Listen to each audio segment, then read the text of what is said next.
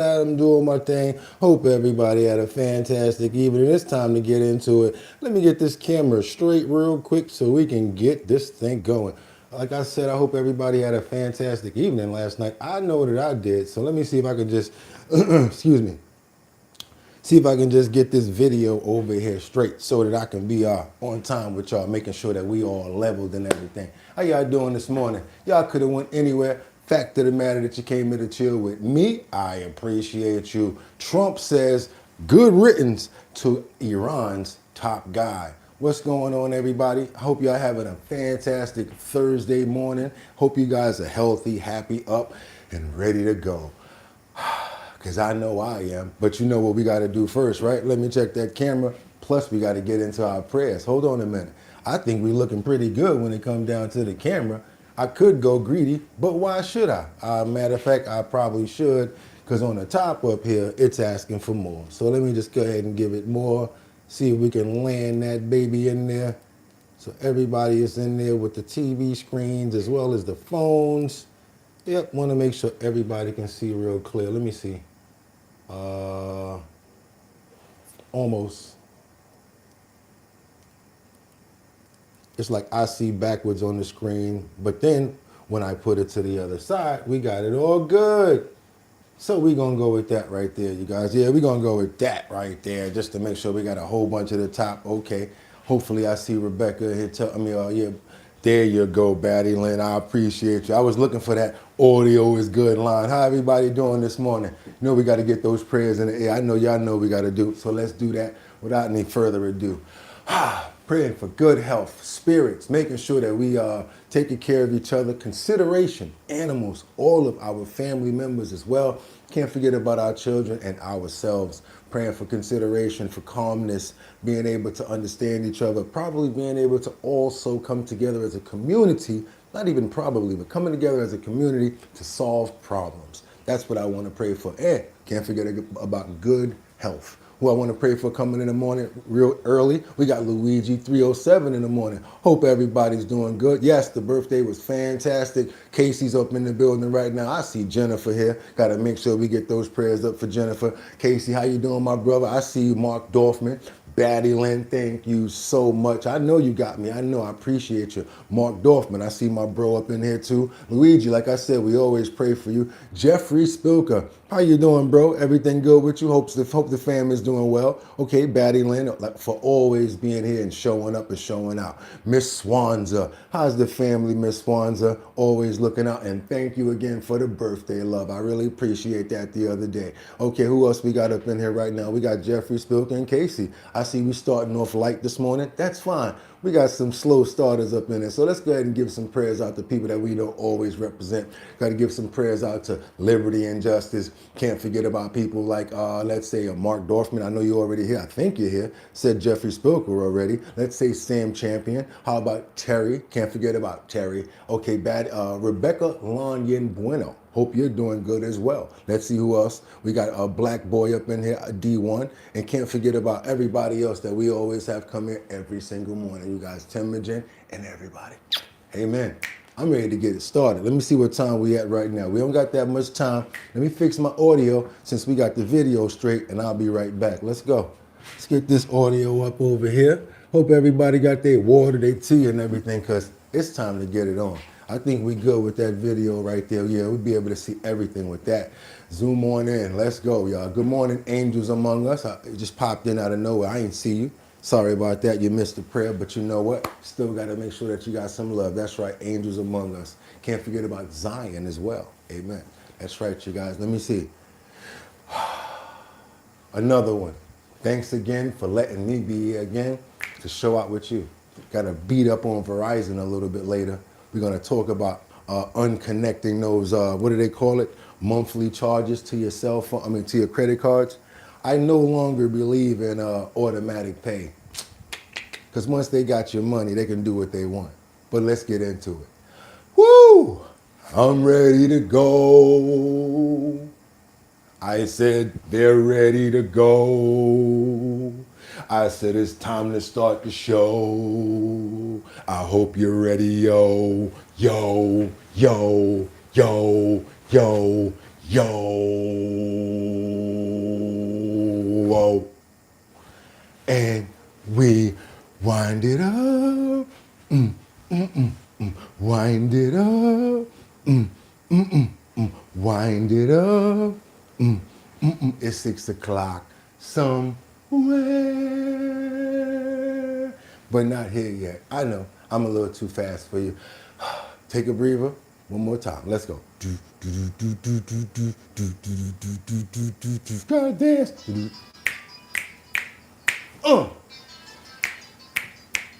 Okay. Olay. I really like when it comes through though, because then I know the time and then all of that. You know what I'm saying? Make it feel a little better. Everybody on time with it. You know what we got to do right now? Let me open up the jacket. Got to go ahead and tap this big old forehead right here, and I got to open up those pores. We got to open up those pores. We got to open up those pores. We got to open up those pores. Clock strikes upon the hour, and then it bends to fade. You know what I'm going to say, right? Still, I can't figure it out. How I chase my blues away. You know what I'm saying? Oh, I wanna dance with somebody. I wanna feel the heat with somebody.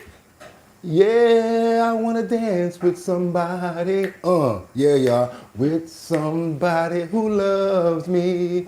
Oh, I wanna dance with somebody. Hey, oh, I wanna feel the heat with somebody. Yeah, I wanna dance with somebody like Rebecca, with somebody who loves me. Hey, I wanna dance with somebody. Come on, y'all can't front. I wanna feel the heat with somebody. Hey, I wanna dance with somebody. With somebody who loves me. See, I know y'all love me, so I can sing songs like that. Everybody else can't do that on their show. You know what I'm saying? Everybody else can't do that on their show, but here on Our Bottom Line, I can sing that because pump that beat. It's Thursday the 19th. That's right, y'all. 2026. I'm your host, Boogotti NYC, and this here's our bottom line, where we be talking about this and that and chat and this and this and that. And we be talking about this and that and chat and this and this and that. Just got me lit. Oh, I wanna dance with somebody. I wanna feel the heat with somebody. Yeah, I wanna dance with somebody. With somebody who loves me. That was the joint right there. You could not sit down when that came on. Y'all know how that go. Be like, yo, bro, how you gonna go out there and be dancing to Whitney Houston? But how you not gonna go out there and dance to Whitney Houston when you dance to songs like that? And then you're smart. If you're a real smart player from the Himalayas, like your boy Romy Rome is, that's when you know to go out there, because all the ladies gonna be out there dancing. So of course, you get a better chance to just roll up like this and you're gonna get the dance. But you could just go ahead and sit on the sidelines, put your foot up on the wall, or be doing stuff like this, acting all thugged out. We rather get on the dance floor. That's how we do it over here and experience life, life, life. Celebrate life, celebrate life. Hope everybody's having a fantastic morning. It is Thursday, March the 19th. That's right, 2 days after my birthday, and I am still turned up. You know why? Because I'm here. He still got me here. I done seen a whole bunch of comrades, people, all sorts of situations end very much early, especially before the age that I've gotten to. So guess what? This is why I wear a suit. Let me answer that question. What you doing up at 6 o'clock in the morning wearing a suit? Because I'm able to. A lot of people wish they could wake up and make it and put on a suit. What if they were to tell you, hey, you could live 20 more years if you wear a suit every morning? I bet you'll wear a suit. Told you. That's what I'm talking about. Not like I got that promise or anything like that, but what I'm trying to say to you guys is go for it. Be your best. Do your best every single day. He put us here. And another thing, I live for my mama and my daddy, so I got a lot of work to prove, and I got to stand up and be a certain way. And I hope and I pray that you guys take the energy from me and make it go towards what you do. What I'm going to also say is no, I am nowhere near perfect. I am still a working art, even at this right age, but I still have the ears and the understanding to listen to people as well. That's why I ask you guys questions. But without any further ado, it's time to get to work. That's enough of that stuff, you guys. Are y'all ready? Y'all know what I'm about to do right now, right? Dun, dun, dun, dun, dun, dun, dun, dun, dun. I got 5 on it. I'm gonna stack 5 videos at a time. I'm gonna ask you guys to stay on topic, stay on point. Let me know where you chiming in from, because I love to get content from where you are. That's where we have a great dialogue. Try to stick to the dialogue today, you guys. Y'all been veering off and letting these trolls get at us. You guys gotta remember the motto of our bottom line, real family squad. You ignore them, make them feel stupid. This way, boom, we can get them out of there, or they'll leave on their own. We got a lot of trolls, got a lot of bots. People hate. Why? Because when you're number one, that's what they do. And that's what you got to expect them to do. But just make sure that you're always up and ready to move. I get up at 2 o'clock in the morning. I'm a maniac, straight up and down. Don't even try to give me any other category. Maniac, I do this for real, so don't play with me. And now, as we got to keep on getting into it, again, where you're from, where you're chiming in from, what time it is. Even let me know what the weather is like. Because out here, it is pretty cold now. And I know that there is snow in certain parts of the country right now. Over in, I think, Minneapolis and certain other parts. That's right, they got hit pretty hard. So yeah, let me know what's going on, you guys. Also, I'm ready for the next part too. Let's get into these titles. That's right, I'm not playing this morning. I'm ready to work. Trump says good riddance to Iran's top guy. They always seem to put another guy in and then boom, boom, boom, all the people say, and then next thing you know, they got to get another top guy. I don't know how many top guys they're going to have, but if I was them, probably have a conversation at this point to see if they can probably smooth things out and see if we can get to a level playing field. But if not, we're going to let you guys know what's going on anyway, because there's so much that I got to give you on that accord. I'm going to be giving you that information, but remember, we got to be careful because it's pretty sensitive. So let's keep on moving forward, you guys. Now, we got to keep on going now. Why are the Iranians claiming that Netanyahu is no longer here? Yeah, I had to change that word too. I got to be careful with that on the last part, because sometimes, y'all know they be trying to play with us, but the video's still there. I'm going to intro it, then we're going to do what we got to do. Last but not least, is it true that Erica Kirk was once involved with Jeffrey Epstein? I'm pulling it out today. I'm not playing anymore. I got a couple of questions myself.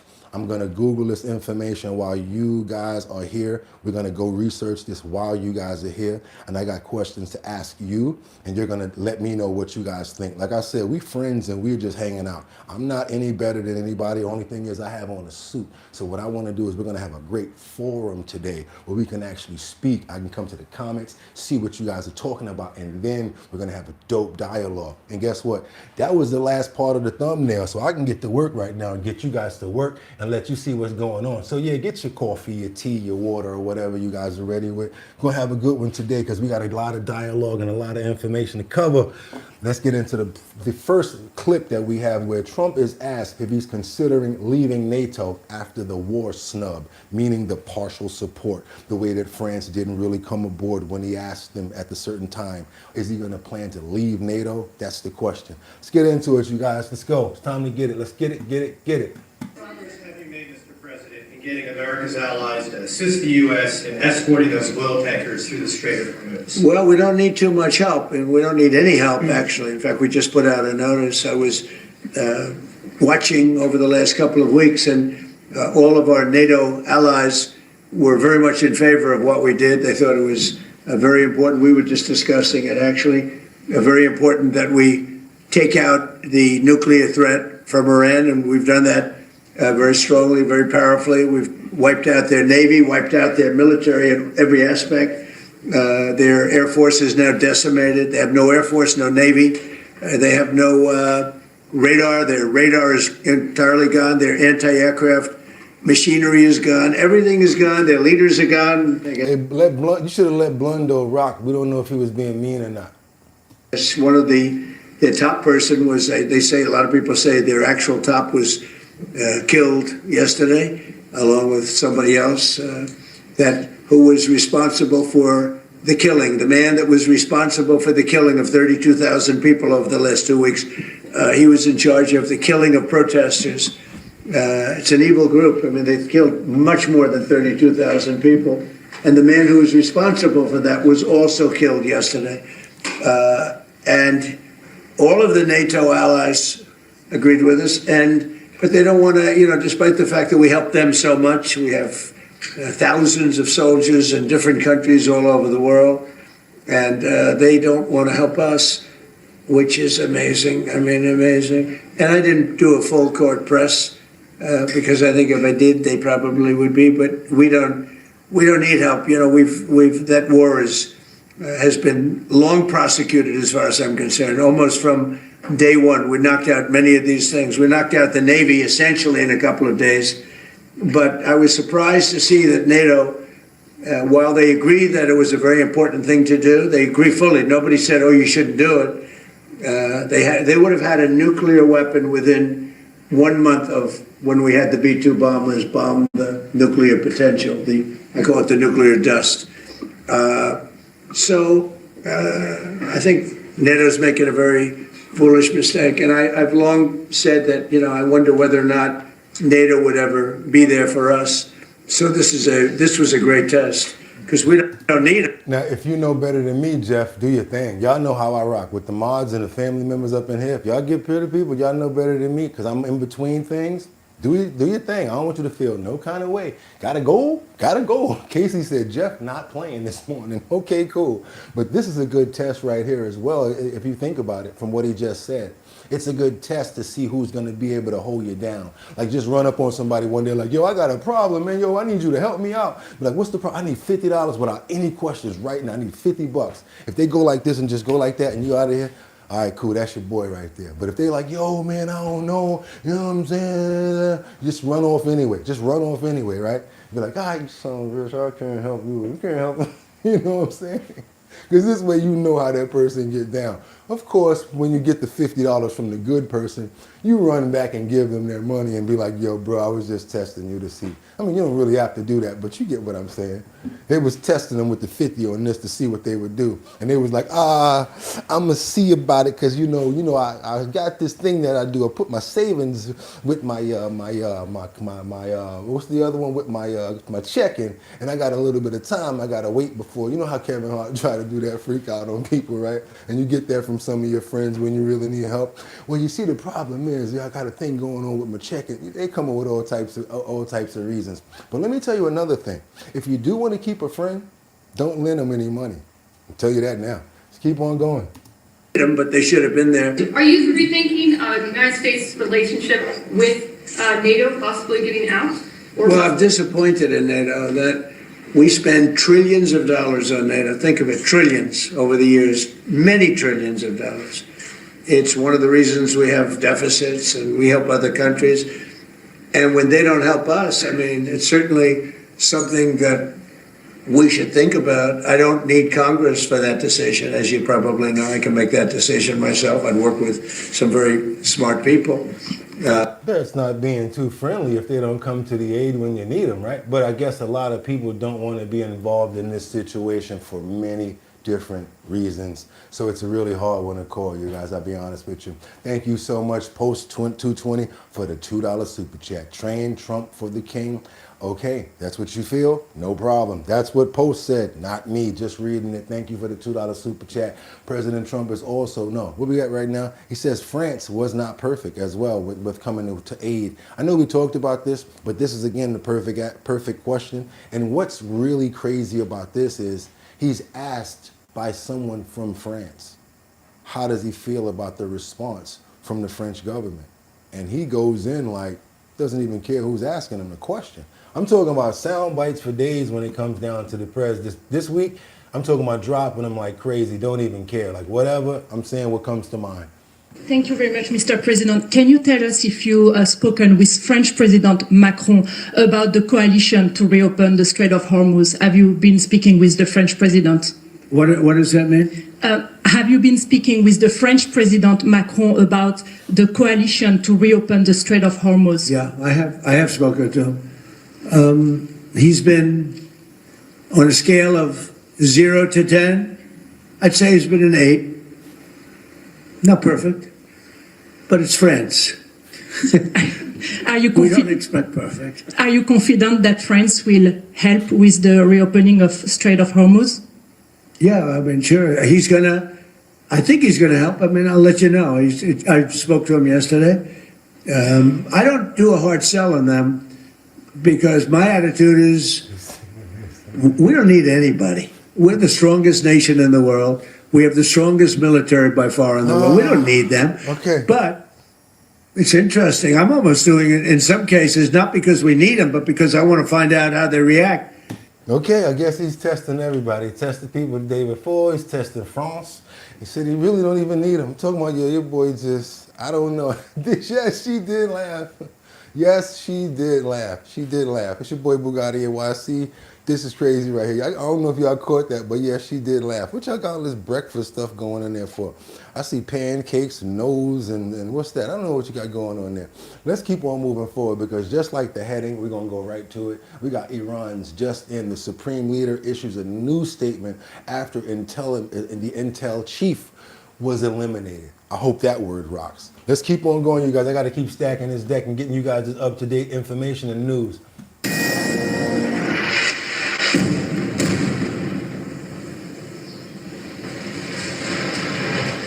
New video of an Israeli airstrike taking out a building in Beirut as the IDF takes aim at Hezbollah targets in Lebanon.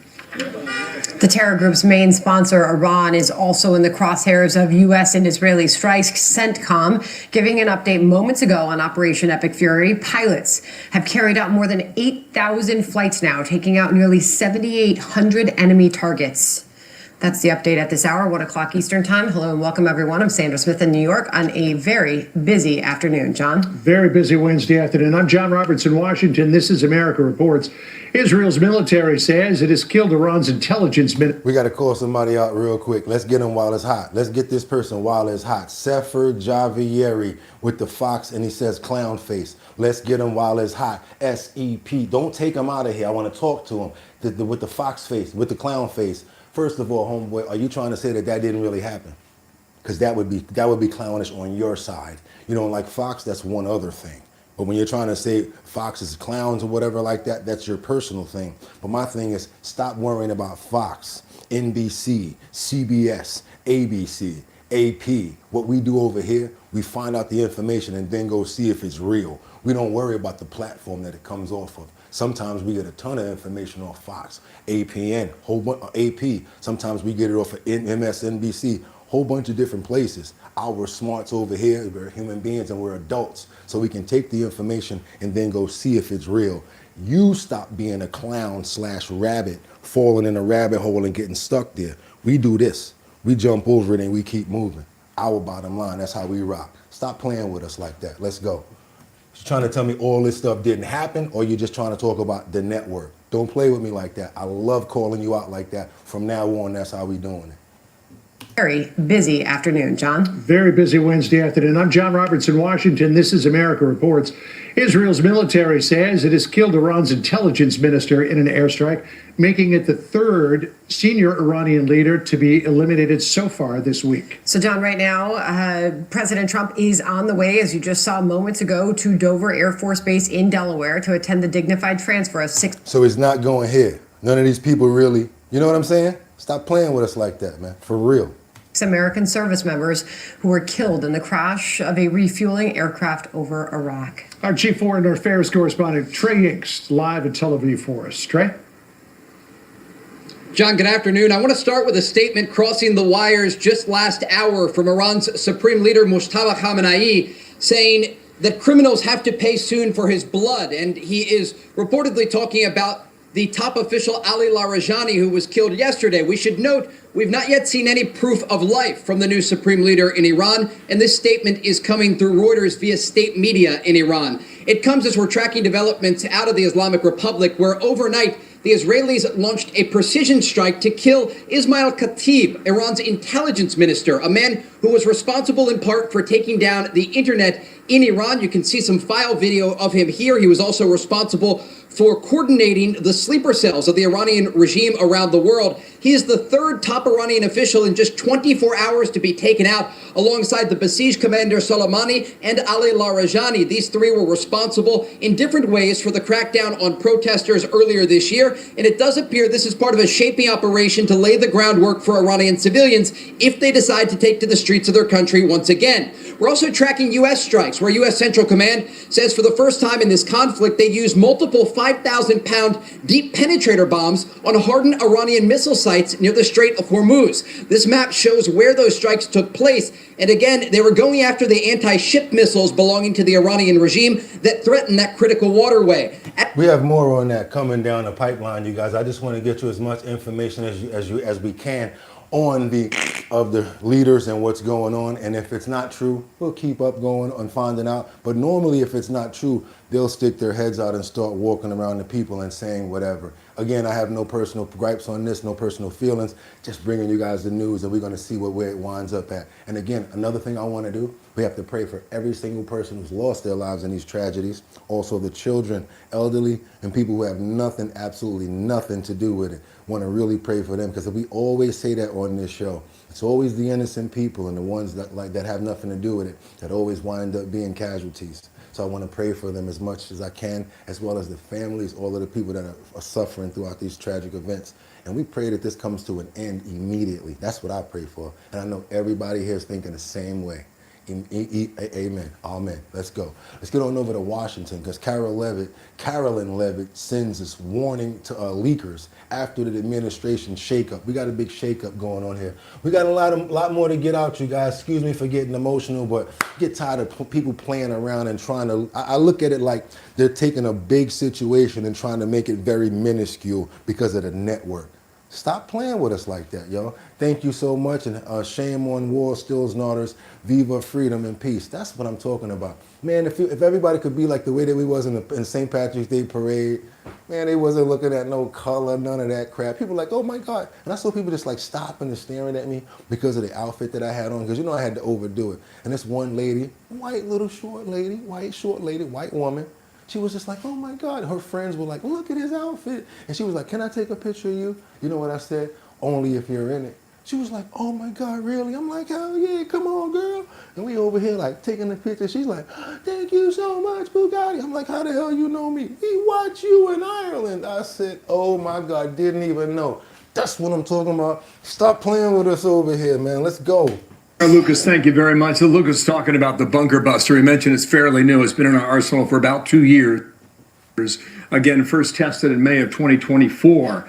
5,000-pound bombs designed to destroy hardened, concrete, reinforced targets that I'll show you on the map in a moment here that help protect some of the missile sites there in the Strait of Hormuz. They can fly now, the 5,000-pound bunker busters, on F-15. So the fighter jets have much greater agility than we have seen from some of the long...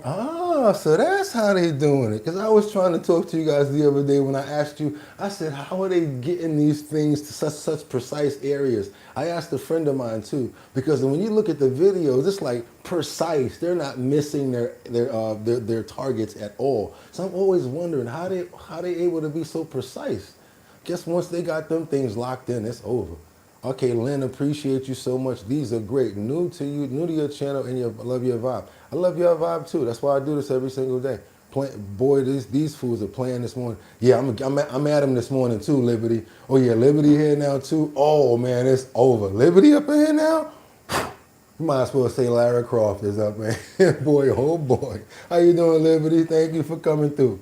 Range B-1 bombers coming out of Missouri. This is what CENTCOM gave us, all right? This image is the Strait of Hormuz. Show you it on a different map. This is the northern edge of Hormuz. This is the concern now for getting oil through there. What the president's talked about, allies helping out there so far, they have not given way on that. We'll see whether or not that changes throughout the day. But these are the missile locations that these bunker busters went after, all right? To date, you've got 7,000 targets struck on behalf of the U.S. and Israel. Y'all appreciating this show. I really appreciate it as well to get more people over here. I just want to really show out today. I want those numbers to be magnificent. If you're really appreciating the show, don't even worry about the dough, even though I could use it. All of these crazy bills coming through. Do y'all know Verizon I don't even want to get into that. Okay. But yes, let's go ahead and hit that like button because I really would appreciate it. Oh, Verizon, if you were a person, oh, you can. 6,500 combat flights, and you got 100, excuse me, 100 Iranian vessels that belong to their navy that have been damaged or destroyed. That is significant too, and so is this now. These are a dozen leaders in Iran's government, okay, that have been eliminated in the past 2 weeks. The Ayatollah, and then yesterday the commander of the besieged. That's the interior militia group that really controlled the country within various Iranian cities throughout the country of Iran. The Ali Larijani, who was eliminated yesterday. And then the big news from overnight, this is Ismail Khatib. He's the Minister of Intelligence.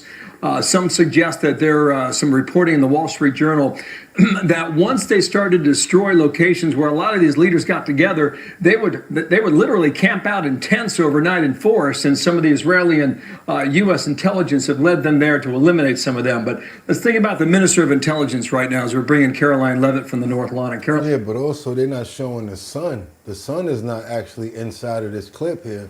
Ali's son is nowhere in here. So he's not confirmed. I got to do some more research on that. I don't see him confirmed at all in these photos. They talked about yesterday that he was confirmed as being no longer around. I don't see him there, so I got to check your information on that. Let's go. Caroline, welcome to our coverage. We got a number of things we want to run through, so thank you for your time today. First of all, on Khatib, does the United States, or does the White House believe that he was responsible for assassination attempts on President Trump? Well, I won't comment on that intelligence, Bill, but certainly this was a known terrorist, and U.S. intelligence combined with Israeli intelligence, our great partners in this effort, is the best in the world. And of course, this man is no longer with us here on Earth, and that's a good thing for the United States, and it's a good thing for the American people who have long been threatened by this. I think you're starting to learn from President Trump. You heard that last line? I'm not going to repeat it, but I think she's starting to hang around Trump a little long. We've been around him for a little long now. Because she's starting to have razor-sharp lyrics, too. Rogue terrorist regime. We're now on day 18 of this operation, and some updated numbers for you from CENTCOM this morning. We've now actually struck more than 7,800 targets. More than 120 Iranian naval ships are at the bottom of the ocean, have been sunk by our great military. So the objectives of Operation Epic Fury have been clear from day one, and the sheer lethality and power of the U.S. Armed Forces is on display every single day as they continue to meet these objectives and obliterate the rogue Iranian regime and their ability to threaten the United States of America, our allies, and the Middle East. Okay, let's keep on going, you guys. I want to pray for our soldiers, all of our fallen soldiers as well, because we can't forget about them. The numbers are now going up drastically, dramatically, as well as the soldiers that are being honored. The ones that were the 7 soldiers, as well as the two flight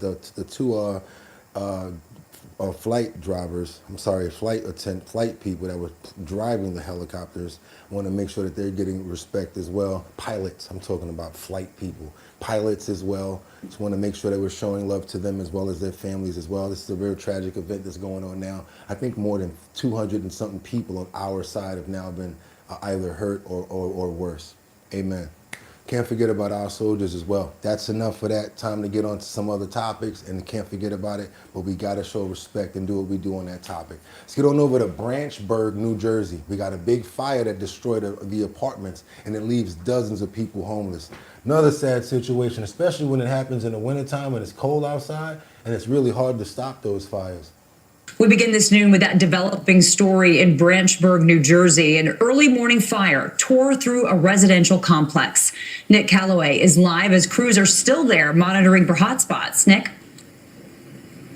Yeah, that's right. The fire is under control, but as you can see behind me, there's still a very active scene right now. Firefighters and fire investigators are here at the scene, and many residents are here too, trying to salvage a few things from their homes. Now, that fire started around 5:30 this morning here at the Red Rock Preserve. It's a residential townhouse and apartment complex on Old York Tennessee Road, just off Route 202 in Branchburg. Police tell us no one was seriously injured or killed, but Many of these units have been destroyed. The Red Cross says 24 units were impacted, with at least 65 people currently displaced.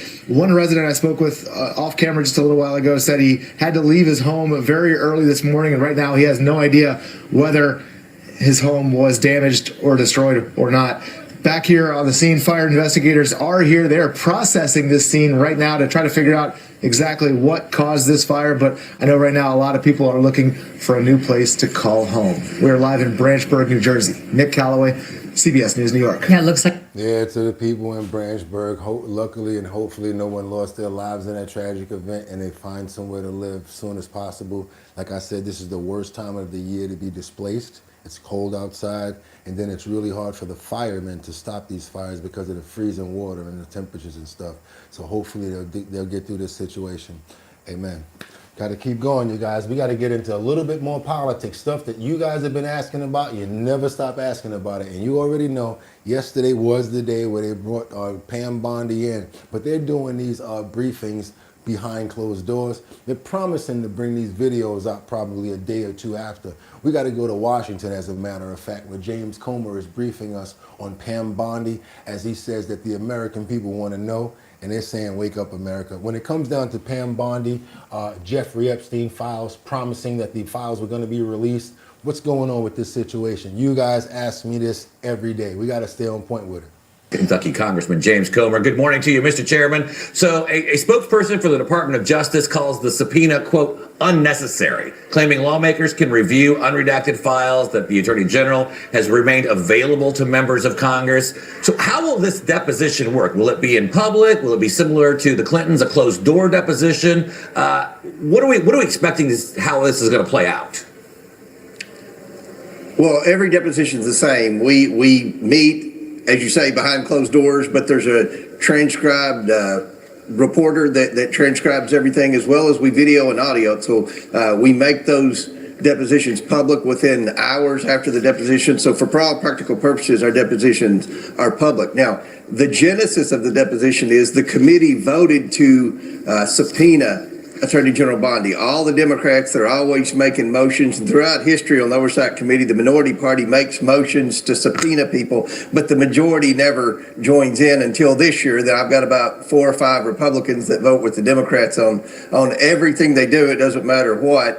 And but you know, at the end of the day, there was a level of frustration that was being felt by both parties about, you know, questions about the Epstein investigation. Attorney General Bondi has said on TV numerous times there's an ongoing Department of Justice investigation. Well, we need to know what they're investigating to make sure we're not, you know, offering duplicative types of investigative routes. You know, we need to make sure that, you know, are there more documents to be released? And if so, when are they going to be released? If there are no more documents that are going to be released, we have questions about specific documents as to why they're not being released. So I encourage the Attorney General to come in before the deposition and give us an update, because it's probably going to take a couple of months to bring the Attorney General in for a formal deposition that, again, wasn't served by me. It was served by a majority of the committee. All the Democrats and 5 Republicans voted to subpoena her. So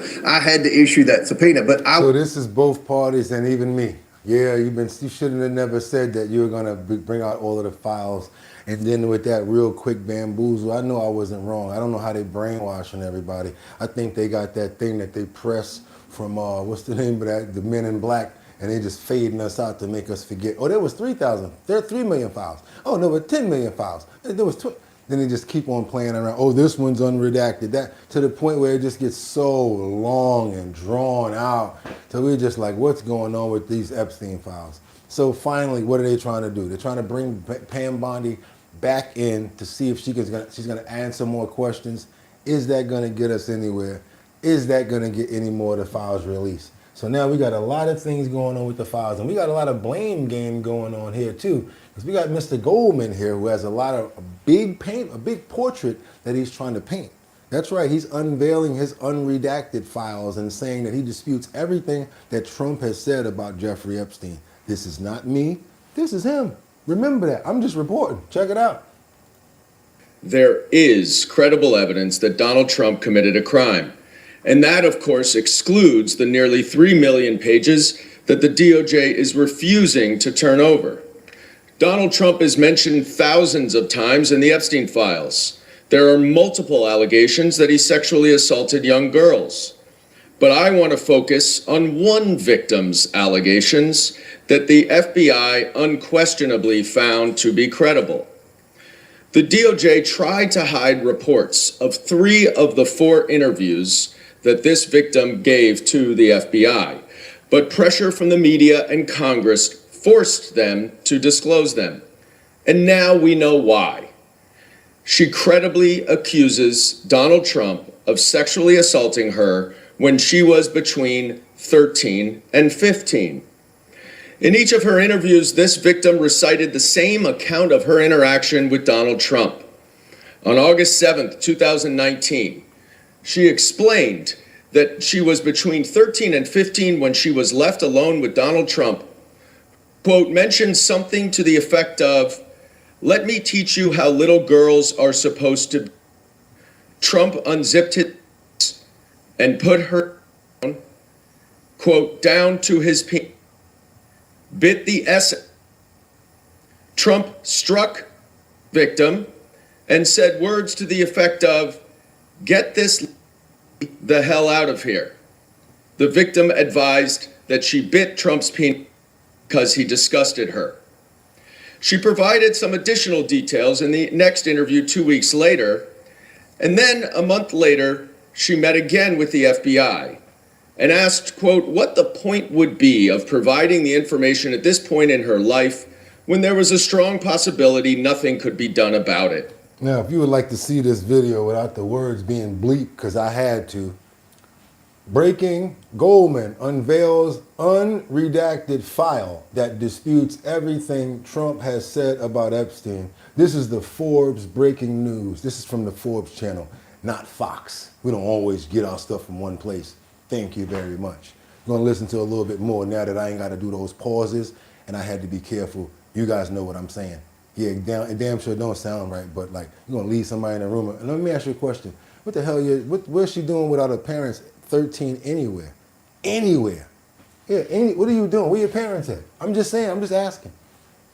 She didn't speak to the FBI again. But the FBI certainly found her story credible.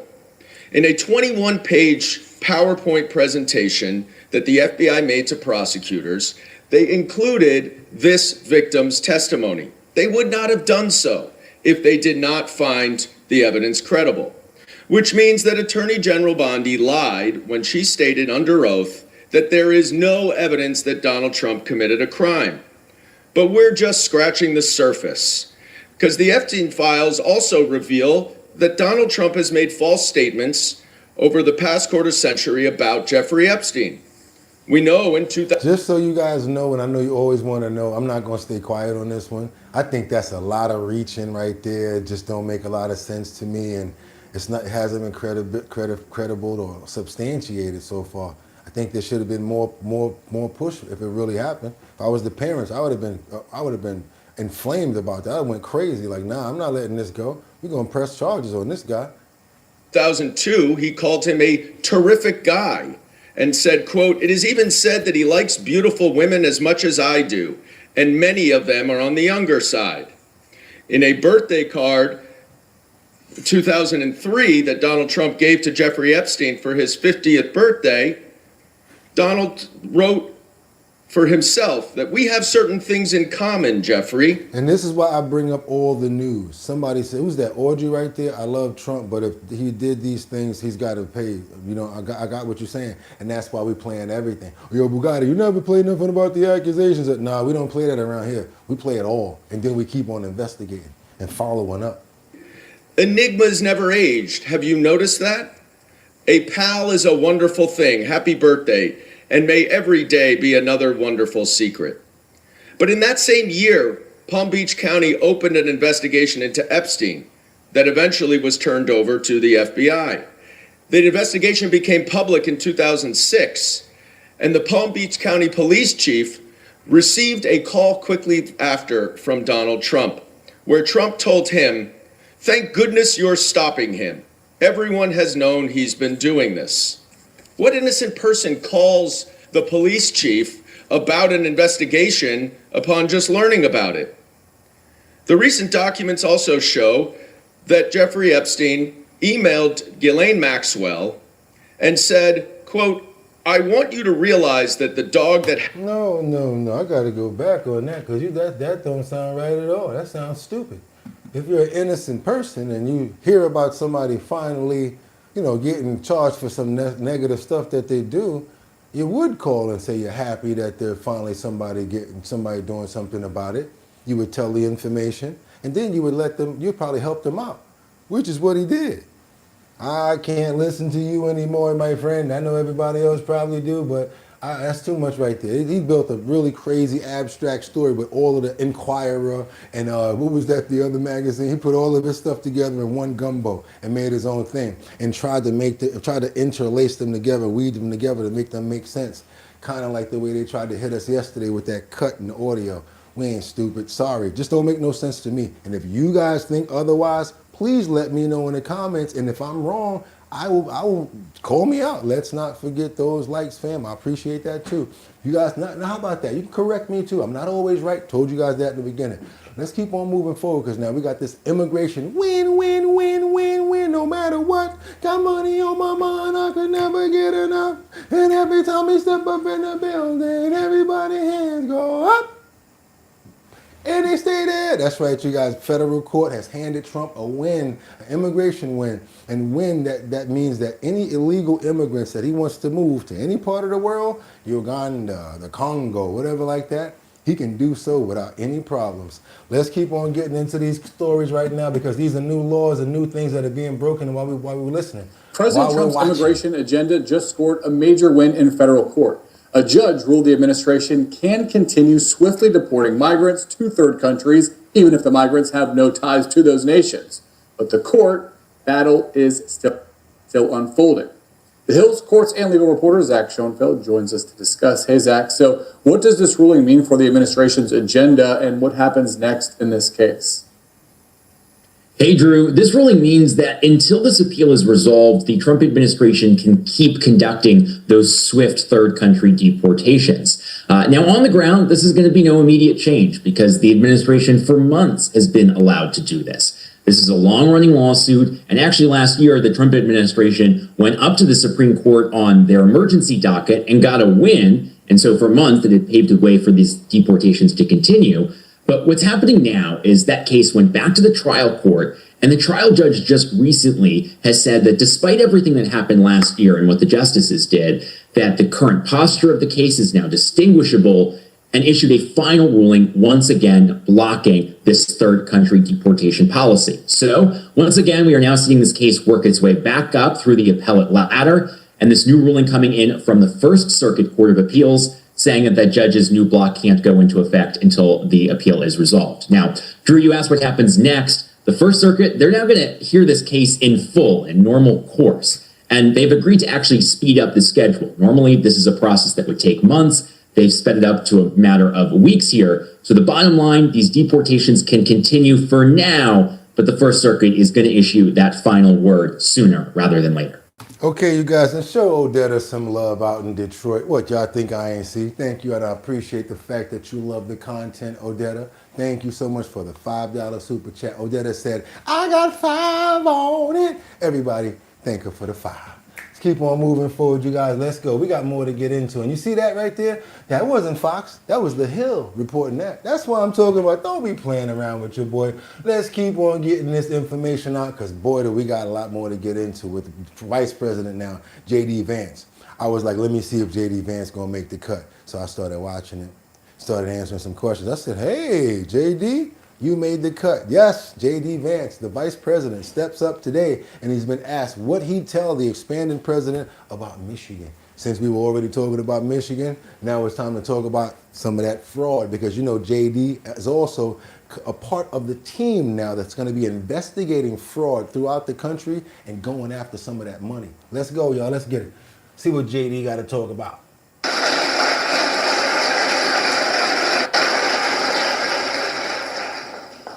Colin Jackson, Michigan Public Radio Network. We're seeing ICE expanding its presence in Southeast Michigan with developments in, near the airport in Romulus and office spaces in Southfield. And I'm wondering what words you would have to say to community members who may be concerned that this might lead to an increase in aggressive immigration tactics like we've seen in Minnesota or Chicago. Well, what I'd say is that ICE is a very simple job, and it's not just ICE, it's the entire federal government. Law enforcement agencies, the various, three-letter agencies that exist within the federal government, it's to make people safe. And ICE in particular is trying to get violent criminals out of the United States of America. People who have no legal right to be in the United States of America, the best thing they could do is just go home voluntarily. That would be the easiest thing. And I always find it a little bit weird when congressional Democrats or others say, how dare you, and then the thing that they're so offended by is that we're getting illegal aliens, many of them with criminal records, out of our country. How dare we? That's exactly what we should be doing. That's what we promised we would do when the American people elected Donald J. Trump president of the United States, to protect the American people. You heard the last questioner, asking justifiably about how we're keeping people safe. One of the ways that we keep people safe is by making sure bad people are outside of our country rather than inside of our country. And if they're inside of our country, inside of a jail cell, which is where they should be.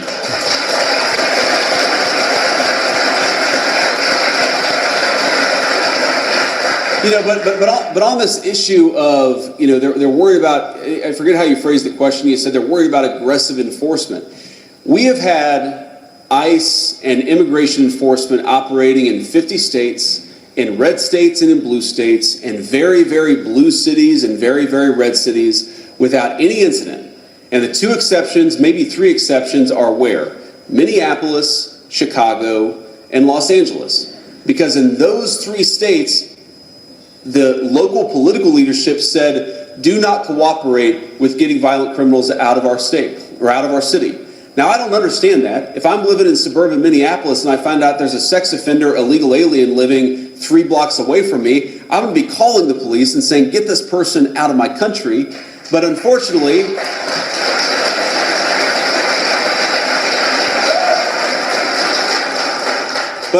you've had some governors and a couple of mayors who have said they're going to do everything possible to create civil strife by blocking immigration enforcement. What I would ask people in town to do, what I'd ask everybody in these communities to do, is just tell your local leadership that you want them to cooperate with getting bad people out of the United States of America. So long as we've got the cooperation and so long as we're working as a team, the chaos that you see in Minneapolis, it's not going to happen. It only happens when you've got broken and dysfunctional political leadership that tries to stop us from doing our jobs. Leave Anthony alone. We like it to be rounded. He said, want. I love stuff like that because we can get a rounded conversation and see why Anthony said, want. I know y'all saw it already. I'm trying to get him fast right now. But some people, we're going to let him rock because I want to know why he said that. Hey, yo, Anthony, what do you mean by want? Are you trying to, oh, wait a minute. You said two different things. First you said want. Now you said, yeah, baby. So I don't know which one it is. So let us know if you agree or you disagree because I like to find out what people disagree about because I like to know those viewpoints.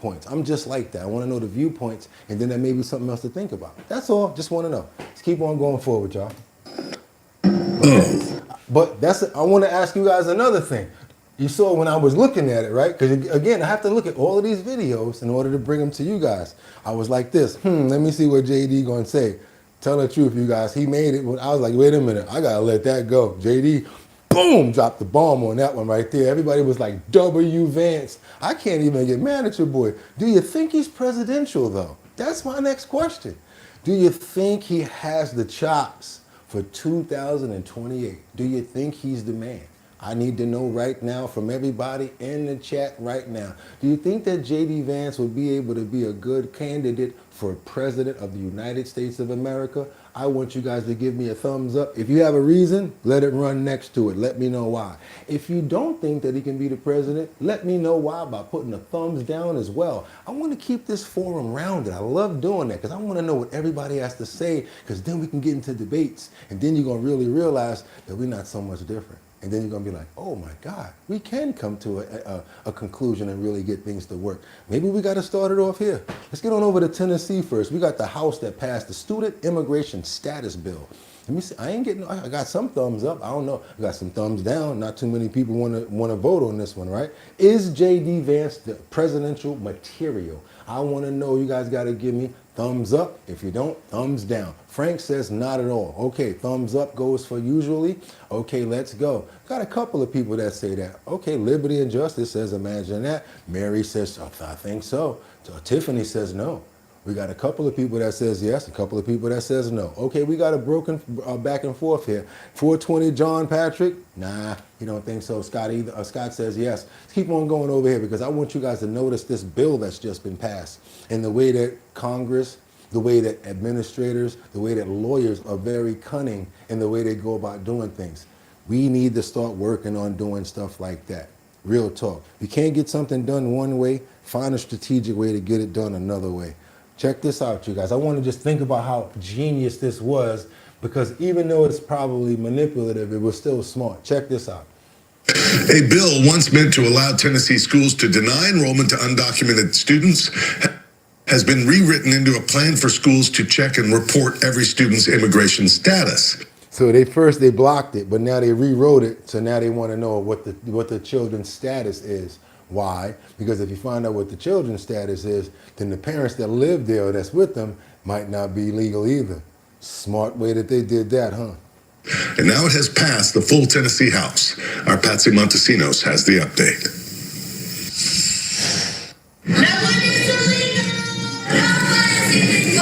They're screaming out, no one is illegal. No one is illegal. You hear them, right?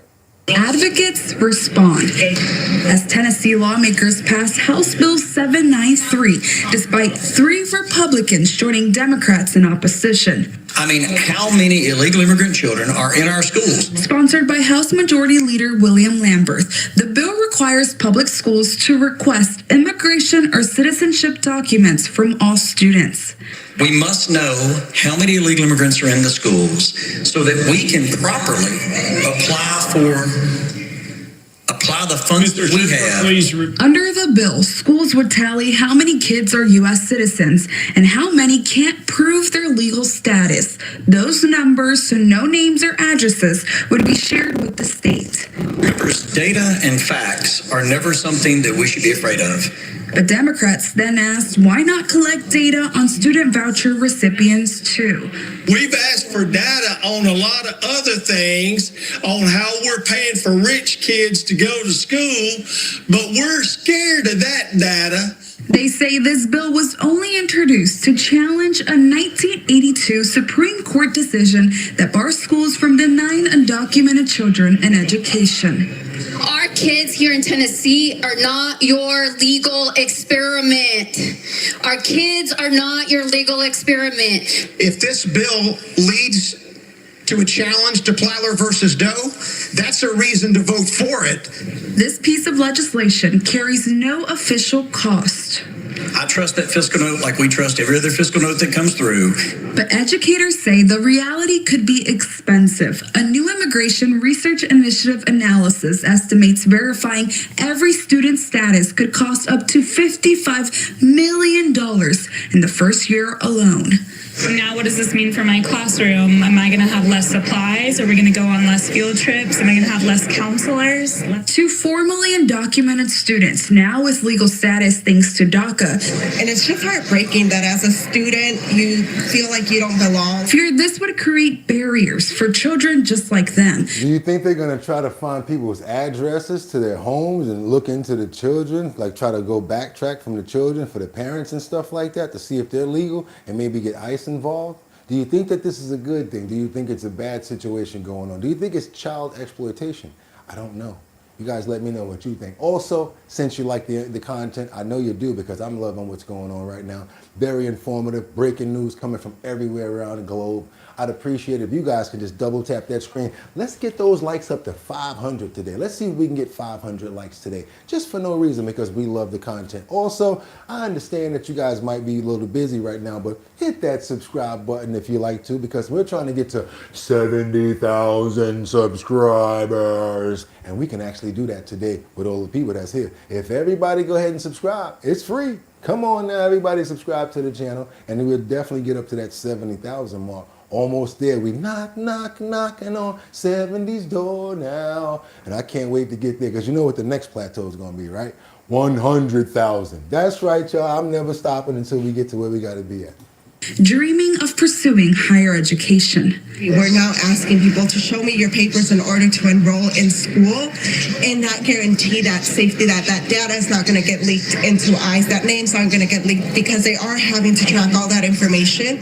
In Nashville, I'm Patsy Montesinos, News Channel 5. We got a lot of mixed emotions on that topic right there. A lot of people said they shouldn't use the kids. A lot of people said that's actually smart. That's what they said, not me. Let's get on over to the White House as they reveal concessions amid the BHS funding feud. Yeah, let's go. Funding feud. The Senate confirmation hearing for the presumed next DHS secretary set to kick off Oklahoma. Taking over Kristi Noem's job, as you remember. He took her job. Senator Mark Wayne Mullen expected to face tough questions from both sides of the aisle as the DHS shutdown fuels chaos at airports nationwide. But the White House is hoping Congress will strike a deal soon, sending a letter to Democrats offering concessions like expanding the use of body cams, limiting enforcement at sensitive locations, allowing congressional oversight of detention facilities, Somebody said, I'm surprised we weren't doing that before, says Hops. We got another person that says 2 more likes, and let's get those 2 more likes, and then we can get 500 more. Somebody else said, the angels among us, absolutely, they do. People have to be extremely careful. Okay, let's go. We watch all the news and listen to all the views. Boogotti has no political affiliation. Thank you, Liberty. I know you're busy today, but we know how we got to do it. Thank you for being here.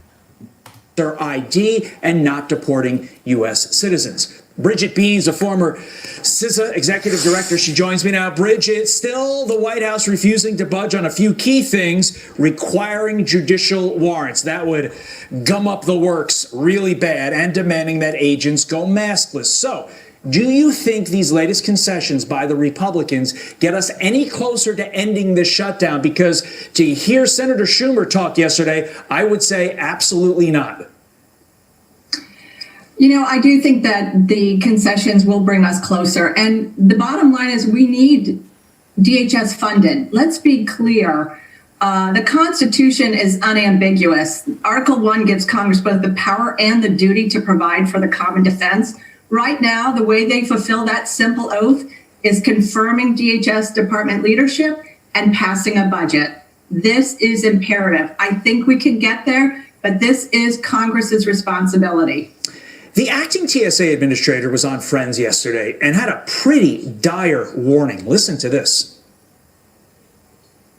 We're fully stretched, and so frankly, there's not much else we can do. As the weeks continue, if this continues, it's not hyperbole to suggest that we may have to quite literally shut down airports, particularly smaller ones, if call-out rates. So DHS is at the point, they're like, we might have to start shutting down airports because of this strike, period. We don't have the manpower at all. And people are quitting, the lines are crazy. We might have to shut down airports now.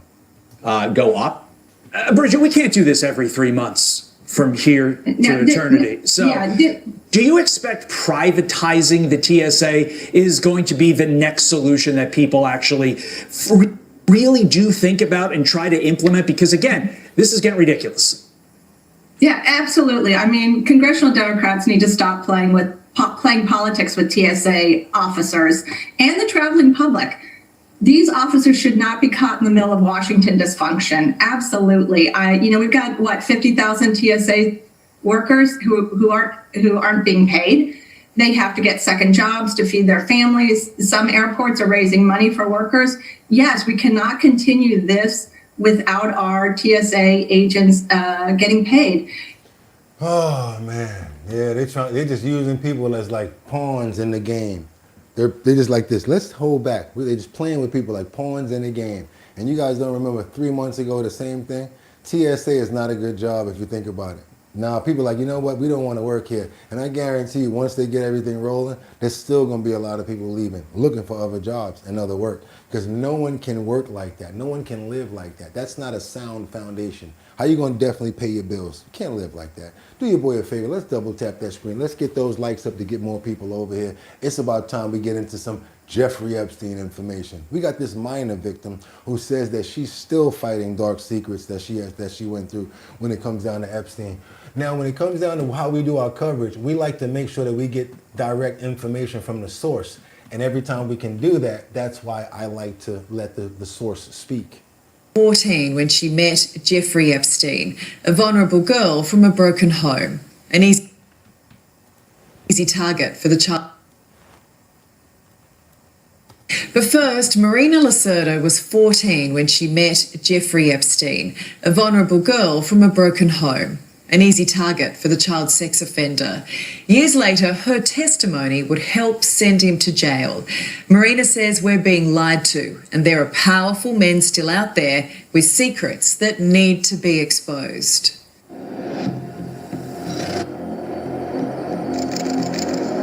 When I got introduced to Jeffrey Epstein by a friend, it wasn't what she said it guys. was going to be. He groomed me every day, and, you know, I was just a part of his world. I can't imagine what it's like to keep that secret from the world for so long, what that silence must do to you. They thought they could silence us. They thought they could intimidate us, and it just didn't work. Sometimes people tell me that I should be scared. I'm like, no, I'm not. Should I be? Who do you want to see questioned?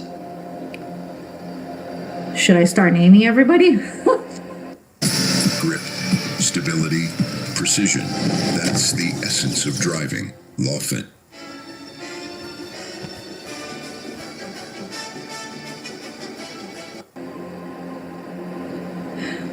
My name is Marina Lacerda. Today is the first time that I ever speak publicly about what happened to me. For years, she was a force without a face or a name. The young woman who helped put Jeffrey Epstein behind bars, known to the world as Minor Victim 1. So this was the case that actually got him caught up. Marina Lacerda was just 14 when the disgraced financier started abusing her. I know you guys may feel some way about it, but remember, she was 14 when he started doing this and grooming her earlier than that. Vulnerable, broken girl. Now a brave woman, she finally has a voice. We are here today, and we are speaking, and we are not going to stop speaking. Everyone was like, don't do it. People are going to think you're crazy. You're going against all these rich, powerful people. And for once in my life, I really wanted to do something that I wanted to do. So I get it if y'all pay for it, Tiffany. They be light up in here. That's joint like $30 a month. And this is on live. They already banged me for all the super chats. Every time you guys give me $1, they take like 30 cents. Every time. That's why we asking you guys to do to do cash apps. And it's a lot to maintain all of this, believe it or not. Trust me, it is. Made that big step, and I am proud of myself, and I have no regrets. Marina first met Jeffrey Epstein in 2002. Like many of the girls he manipulated, she was an immigrant, strapped for cash, trying to escape a troubled home. Take me back to that time, what you were like at the age of 14 when you met Epstein. You know, unfortunately, at the age of 14, I was already broken. My stepfather had gone to jail because he had, sexually abused me. My mom and my sister and I were living in one room, and we were really living on noodle cups. We were barely making it through. You had a friend say to you, I know an easy way to make $300. What did you think of Epstein when you first met him? He was almost 50. I think my first thought was, wow, he's really nice. And he really was nice. And I think that's something that we always have to remember. Somebody that wants to groom you is not going to be mean to you. They're going to do everything in their power for you to like them. I wanted to open up a forum here. I understand a lot of people have different views and different feelings about this. And people are saying, well, you took the money, you went back. Can we always rewind back and remember the age of a lot of these victims? 14 years old, doesn't know any better. Also look at the background history of the person and what they've been dealing with. Hurt people, and a lot of times people that hurt people look for victims that have already been hurt, and that's the way that they prey on them. So I understand a lot of people may have a lot of different views on her, people that took money or whatever, but also try to understand that a lot of these people exactly are children, exactly, poor lady. It can't be like that all the time, you guys. You can't, cannot. Let's keep on moving forward. Sold some bush for $300. That's crazy. She was 14 years old. You really believe in that? You think that? And being poor, right, exactly. Who said that? Craziness. I can't believe you said that, bro. That was crazy right there. Might be, it has got to be a mod. Yeah, got to be I'm not a mod. It got to be a troll. And so that you can abide by their rules. He seemed so interested in who I was and what my story was, and that caught me right there and then. Like, oh my. Yeah, this rich man is interested in me. Look at this video right here. If you guys want to see the whole thing, it is very long. It's a current affair. Jeffrey Epstein's minor victim, one still fighting to expose dark secrets. It's a current affair. The channel was a current affair. Again, Jeffrey Epstein's minor victim, one still fighting to expose dark secrets on a current affair. Pretty long, you guys. I think it's about 12 minutes, 18 seconds. We only take 2 minutes, so we got to keep on moving because we got a whole lot more in the kitty to get to. Hope you guys appreciated that. If you did, show your boy some love. Double tap that screen to get those likes up because, again, we try to get opinions going on over here to get dialogue. And, yes, a lot of people tell me, sometimes I watch the show to see what I want to actually watch the whole story about. It's a good way of watching clips and knowing what's going on. I was like, you know what, that's right. So let me keep that going. Let's get on over to London. That's right, we don't stay in one place. We got to go to London because now the police chief over there is pushing the U.S. for unredacted access to the Epstein files. I guess he's trying to build a case up against people like Andrew, Mountbatten, Windsor, also pulling out these other three situations that's going to probably be with, let's say, Sarah Ferguson and anything with ties to London. Let's keep on moving forward. Y'all remember that face, right? You know, I can't do nothing but show y'all that. This morning, a month after the arrest of former Prince Andrew, the head of London's Metropolitan Police is pushing U.S. officials for unredacted material from the Epstein files. Policing in the UK will operate without fear or favour. That's the fundamental principle. Sir Mark Rowley's department is investigating Andrew and Britain's ousted ambassador to the U.S., Peter Mendelsohn, over their ties to the late sex offender Jeffrey Epstein. The two men photographed with Epstein in their bathrobes. What are you looking for? Of course, there's a big body of that evidence is in the United States, in all those files, and we're going to need the unredacted evidence. We need the original copy and where did it come from, and that's going to be necessary if we get to the stage of court cases. Is the US being cooperative in getting you what you need? Yeah, so those conversations are where I'd expect them to be at the moment.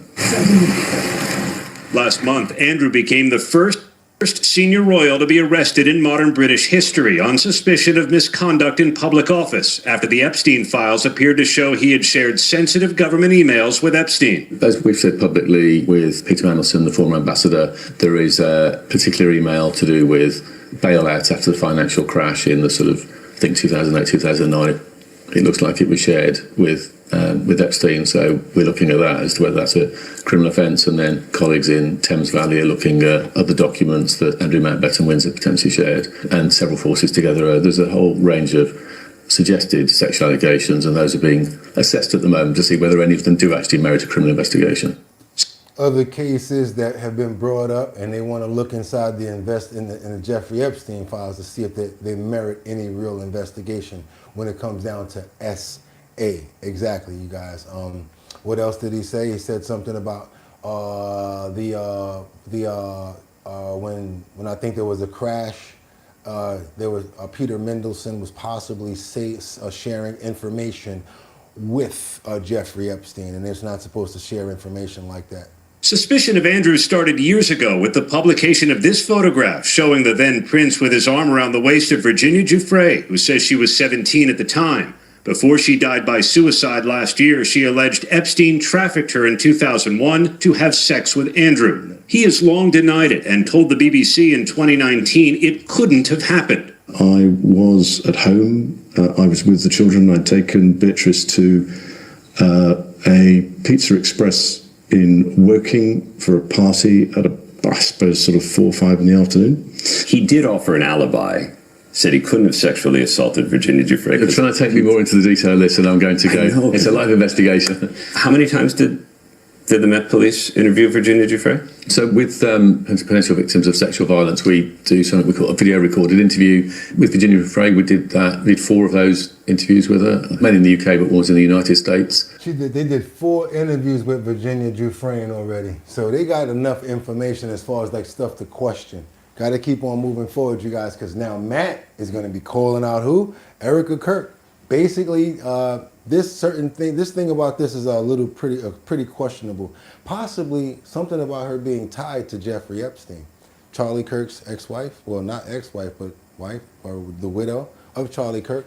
Yeah, they're saying that she might be in some sort of ways connected to Jeffrey Epstein. I actually have a little bit of questions about that area myself.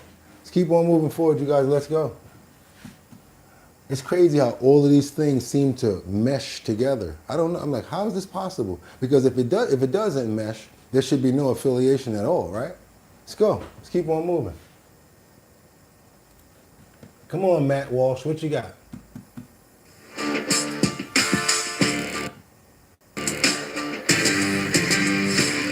Conservative commentators like Matt Walsh are speaking out against those who they say are targeting and harassing Erica Kirk with misinformation. This follows a recording of a phone call from the Jeffrey Epstein files that was shared on X last week and went viral in right-wing circles. Some people claim the person speaking on the phone in the recording was Erica and that the phone call was proof that she was somehow involved in Epstein's sex crimes. Those claims were quickly debunked, with many citing police documents showing the woman on the phone was actually Haley Robeson. That's a name I brought up on Rising. She was an alleged victim of... Okay, Cinnamon Bread, did you get a keychain? Did you get a sticker? Because if not, you're getting it now. Cinnamon Bread said possibly leasing apartments. Possibly leasing apartments. Possibly leasing apartments. Cinnamon Bread knows something that we all know. Thank you, Cinnamon Bread. I'm going to take the ball from here, right? And I'm going to dunk it backwards. Matter of fact, I think I'm going to do a Statue of Liberty since she's in the building, right? And then I'm going to do a 360 backwards since you threw me that assist. But we got to let this play first. Epstein's sex trafficking ring, who has admitted that she also helped recruit other girls for Epstein for payment. Others pointed out a lack of evidence that Erica Kirk had any sort of relationship with Epstein. On his podcast, Matt Walsh blasted the claim as slanderous nonsense and said he worried that incidents like this will keep becoming more prevalent. I don't know what to do about this exactly, but it's really bad because this is how defamation works these days, and it's all over them. It is totally out of control. And it's only going to get worse. You bring in AI and all that kind of thing. I've been warning about that. Other people have warned about it. But as AI videos and AI audio and that sort of thing gets even more sophisticated, this is only going to get worse. Walsh continued by comparing the current information landscape on social media to the traditional mainstream media. Okay, let me do my best here. Whew, you already started it off. You brought Erica Kirk into the mix. You're already trying to say something's going on with Jeffrey Epstein, right? Cool. So now we're going to hit that escape button right there. And we're going to just do some investigative homework together. We're going to hit that Google button right there. Boom. And now I need to know what her maiden name is. Not Erica Kirk. We need to know her maiden name. As I remember, it's something like Fraze or something like that. The reason why this information is important is because a couple of things that I do know on my side of the coin, allegedly. I do know that Mark Epstein owns a building on 68th Street. It's about 15 stories tall, and there's a lot of empty apartments in there. Okay, cool. I also know that Jeffrey Epstein gave him that building in order to do what? Possibly house models. That's right, models, allegedly, right? Who wasn't a model? Not going to say Erica was, but for some reason I found out that she was a model and worked with a modeling agency. I'm talking about Erica, but she wasn't Erica Kirk at that time. Not only that, but when she was out there in New York, didn't even know that she was here. Didn't even know that she was here. Thirdly, that's the third part right here. It's not Rothschild. It's not. It starts with an F, like Frank. I'm going to get it. Don't worry about it when I get there. Third thing I want to say is this. She was also a realtor. You can go on Zillow, which we're about to do right now. Thank you so much, Jay Cricket, family member. Thank you. So that's what happened. Somebody tried to bump me. Jay Cricket came and threw the ball to make sure after Angels got it to me, and now I'm going to dunk it. So here we go over here. Now we're going to go to Erica. Oh, don't even got to do it, but I love the fact that it's there. Now we're going to hit this button right there, and we're going to go boom, right? So we got Erica Franzvey, real estate agent in New York. Really? Okay. Now we're going to hit this button right there. It's going to go to Zillow. It's going to open as I press, and we're going to see the agent that we get that probably pops up. If it goes through, we don't know. A lot of times things play around, we don't know. Okay, so now we go here. We got it. We're going to allow the cookies and everything. This is how I normally do homework, but I like the fact that you guys can get a little intimate with it and check it out. We've got Erica Franzvey. Who's Erica Franzvey? I think that's the right pronunciation. Let's get on a little zoom right there. Bring that down. I'm going to go a little greedy right there and boom, boom, boom. Okay, there we go. That's the best and the biggest that I can get it. Who that there? Who that there? Who that there? Who is that? Right? That's Erica Franzvey. Used to be Franzvey. Now Erica Kirk. I'm not making up no stories here. I'm not making up anything. It's just really strange how she's an agent for Zillow and got certain listings at Mark Epstein's buildings, has renting those apartments, possibly had an apartment there as well, allegedly. But it's just crazy how these things are just tying up just a little bit. It's just a little bit crazy right here. That's all I'm trying to say. It's just a little bit crazy. The what do they call it? The things that are so consistent as far as the consistency of the stories. Now we've got Erica Franzvey, who's a multi-dimensional entrepreneur with a bold, steadfast faith that has sustained her borderless heart. She's lived in all over the world, from Los Angeles to China, and working in the entertainment industry as an agency represented model,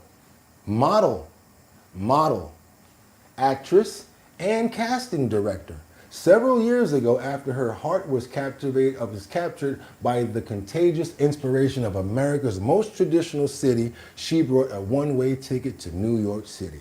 Okay, you guys, that's the much as I got for you on it. I'm just trying to tell you there seems to be a lot going on here, especially when you look up listings and they happen to have this person here as the agent. Yeah, so there's a lot of questions going on with that. And then also we had a couple of clips earlier where they said that she was given an apartment in one of Mark Epstein's buildings. That kind of makes sense too. Same building on 68th Street. I think they need to ask Mark Epstein a little bit more questions about these things. And I'm not making up nothing here. I'm just saying there's a lot of questions that probably need to be asked in this situation. Let's keep on moving. Here you go. Crystal Frost says it's all way too coincidental. How is the black side of the internet exposing this too? I don't know. Erica gone, Charlie gone, wife total recall style, right, Crystal? She was chasing the bag. Disgusting. I'm not surprised, but we all done. Let's get on over to North Carolina, you guys, and a whole nother story. $13 million medical scam that's been exposed with this fraud wing. Wake up, America. Scams against Medicaid is using the gift cards, incentives. They tell you to come on over here and do this thing right here. We're going to give you a gift card. Next time you come, we're going to put more money on it. I used to do that for, like, let's say test runs and stuff like that. But when they're doing it in a Medicaid office, sometimes you got to question that. I'm going to do an entire clip expose on that prior clip, by the way. I'm going to find out and show you guys Erica's last name as far as the work that she's done, see as many properties that I can do some research on Zillow, show you guys the connections when it comes down to the 68th Street building, as well as the clip that we showed already in 2 or 4 shows down with the affiliation with Mark Epstein. Whole video on that so we can really dive into that, and it's all going to be alleged because I ain't trying to get no beef with nobody. If you guys appreciate the content, the way we do our homework over here, I'd appreciate for you to double tap that screen and get those likes up. If you do want to become a member, makes a lot of sense too. Subscribe to the channel. They don't play when it comes down to getting information. Let's go to North Carolina, see how they was pulling a scam off over here. It was a family affair. Boom. It's a family affair. Let's go. Come on now, don't mess up the audio now. Fraud. And while the massive fraud uncovered in Minnesota has helped to spark this crackdown, it's not just a Minnesota problem. Newsmax crime correspondent Jason Matera has the story of a scheme in North Carolina that siphoned off millions of dollars in Medicaid funds. Jason. They stole outright about $13 million that they should not have gotten otherwise. Federal prosecutors say this wasn't some sloppy bookkeeping mistake. They say it was a scheme built around a North Carolina drug treatment center, and it was a family affair. Authorities say Brandon Sims owned Life Touch LLC while his mother and sister helped run the operation. According to court records from 2018 through 2023, Medicaid-eligible patients were lured into the clinic using kickbacks. They would get say a $50 gift card, give it to a patient at the end of the week. If the patient came to several sessions that week, how often the patient came, that would determine how much they were given in gift cards. Investigators say the defendants even tried to make those payments look legitimate by routing the gift cards through yet another family connection. They used the grandmother's church to purchase the gift cards and give gift cards through that to, make it seem like, hey, we're just doing some type of charity. They bought the gift cards through the grandmother's church, y'all. They weren't. In fact, some of the very patients enrolled in the program were allegedly using those gift cards in ways that only deepened their addiction. We had evidence that they would go and buy drugs with it. The fraud machine had another moving part, billing Medicaid for drug tests where results didn't matter. They would do the drug screens on many of these folks. The drug screen would come back positive, showing that the patient was still abusing drugs. And they would just ignore it and sweep it under the rugs and continue to give them kickbacks. Altogether, prosecutors say the family fraud ring drained Medicaid of $12.7 million. And that money didn't go toward treatment. There's property after property after property. There's a 2021 Rolls-Royce Corvette. And when we executed a search warrant at his house in Houston, we found $1.3 million in cash. This wasn't like, oops, I accidentally stole $1.3 million in cash. This was a systematic plan that they created. Yeah, y'all. They went in on that one right there. That's the family affair right there, you guys, in North Carolina. They got them, got their mama. We're going to keep on following up to see what type of time they get. Caught over $1.3 million in the house. Caught the luxury cars outside. They was just straight up scamming people. Even when it came back that the tests were positive and the people were still on D-rugs, they was ignoring it. Why? Because they still need to get the funding to make it look like they're keeping people off and they're doing their job, right? That's how you do it. Kickback. Then you got caught. Now you got to deal with it. I bet you they only get a little slap on the wrist, probably got some money hidden somewhere else. When people like me and you, we got to work every day for hours, banging at that nail, getting up 2 o'clock in the morning, putting up content, sequencing stuff, all that type of jazz. You appreciate the content. All I'm asking for is likes. That means that you guys appreciate the content. Y'all like where we going with this. And that's why, because I like to get many more people over here. Like Pimp C said, eat Boogotti, put some fat on their head. Put some fat on their brain. That means you're learning something. Go ahead and learn them something.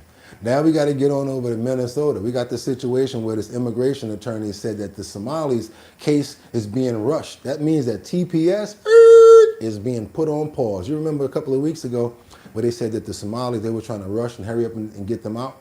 Right when the deadline hit, Trump put in for it, automatically going to be pushing forward to end TPS. Well, guess what? A judge shut it down and had reasoning for it. Let's keep on going, you guys. I'm working over here. Y'all see me? I'm working. Let's go. Tonight, a last-minute decision by a federal judge is sparing the legal status of hundreds of people in Minnesota. It allows Somalis across the U.S. to keep their temporary protected status, at least for now. President Donald Trump wanted that protection to end at midnight.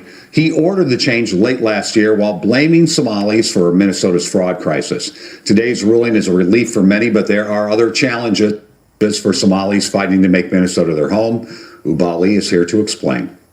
Immigration attorneys are sounding the alarm about what they're calling a Somali rocket docket. They say Somali asylum cases are suddenly being fast-tracked with hearings scheduled with out-of-state judges. I absolutely believe that Somali immigrants are being targeted. That's the warning tonight from immigration attorney Evangeline Dewan Maloney.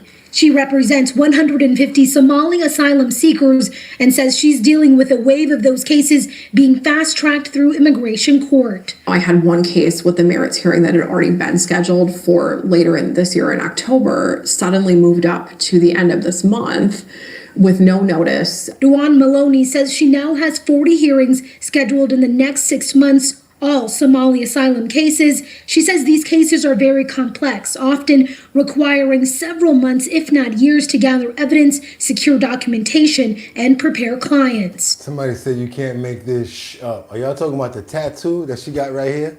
Talking about the lawyer?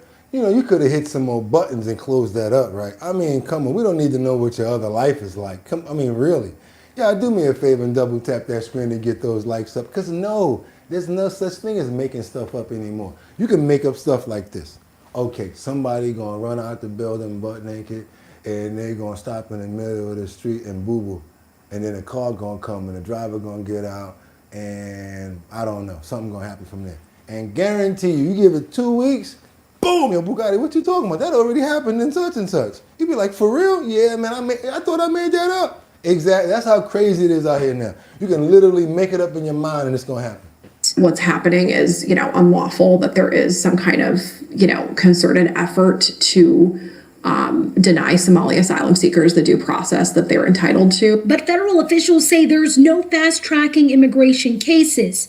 The Executive Office for Immigration Review says they're required to decide asylum applications within 180 days. Adding the suggestion that EOIR should delay adjudicating certain groups of cases is contrary to both EOIR's mission and the law. Yeah, do something about that tattoo. Stop wearing tops like that on the news. Go get you a white button up. You know what I'm saying? Go get the little, you know what I'm talking about, you guys. Don't come to work like that. No, don't nobody need to know that your heart is under lock and key and they probably got the key to open it. No thanks. We don't care about your personal situations out here.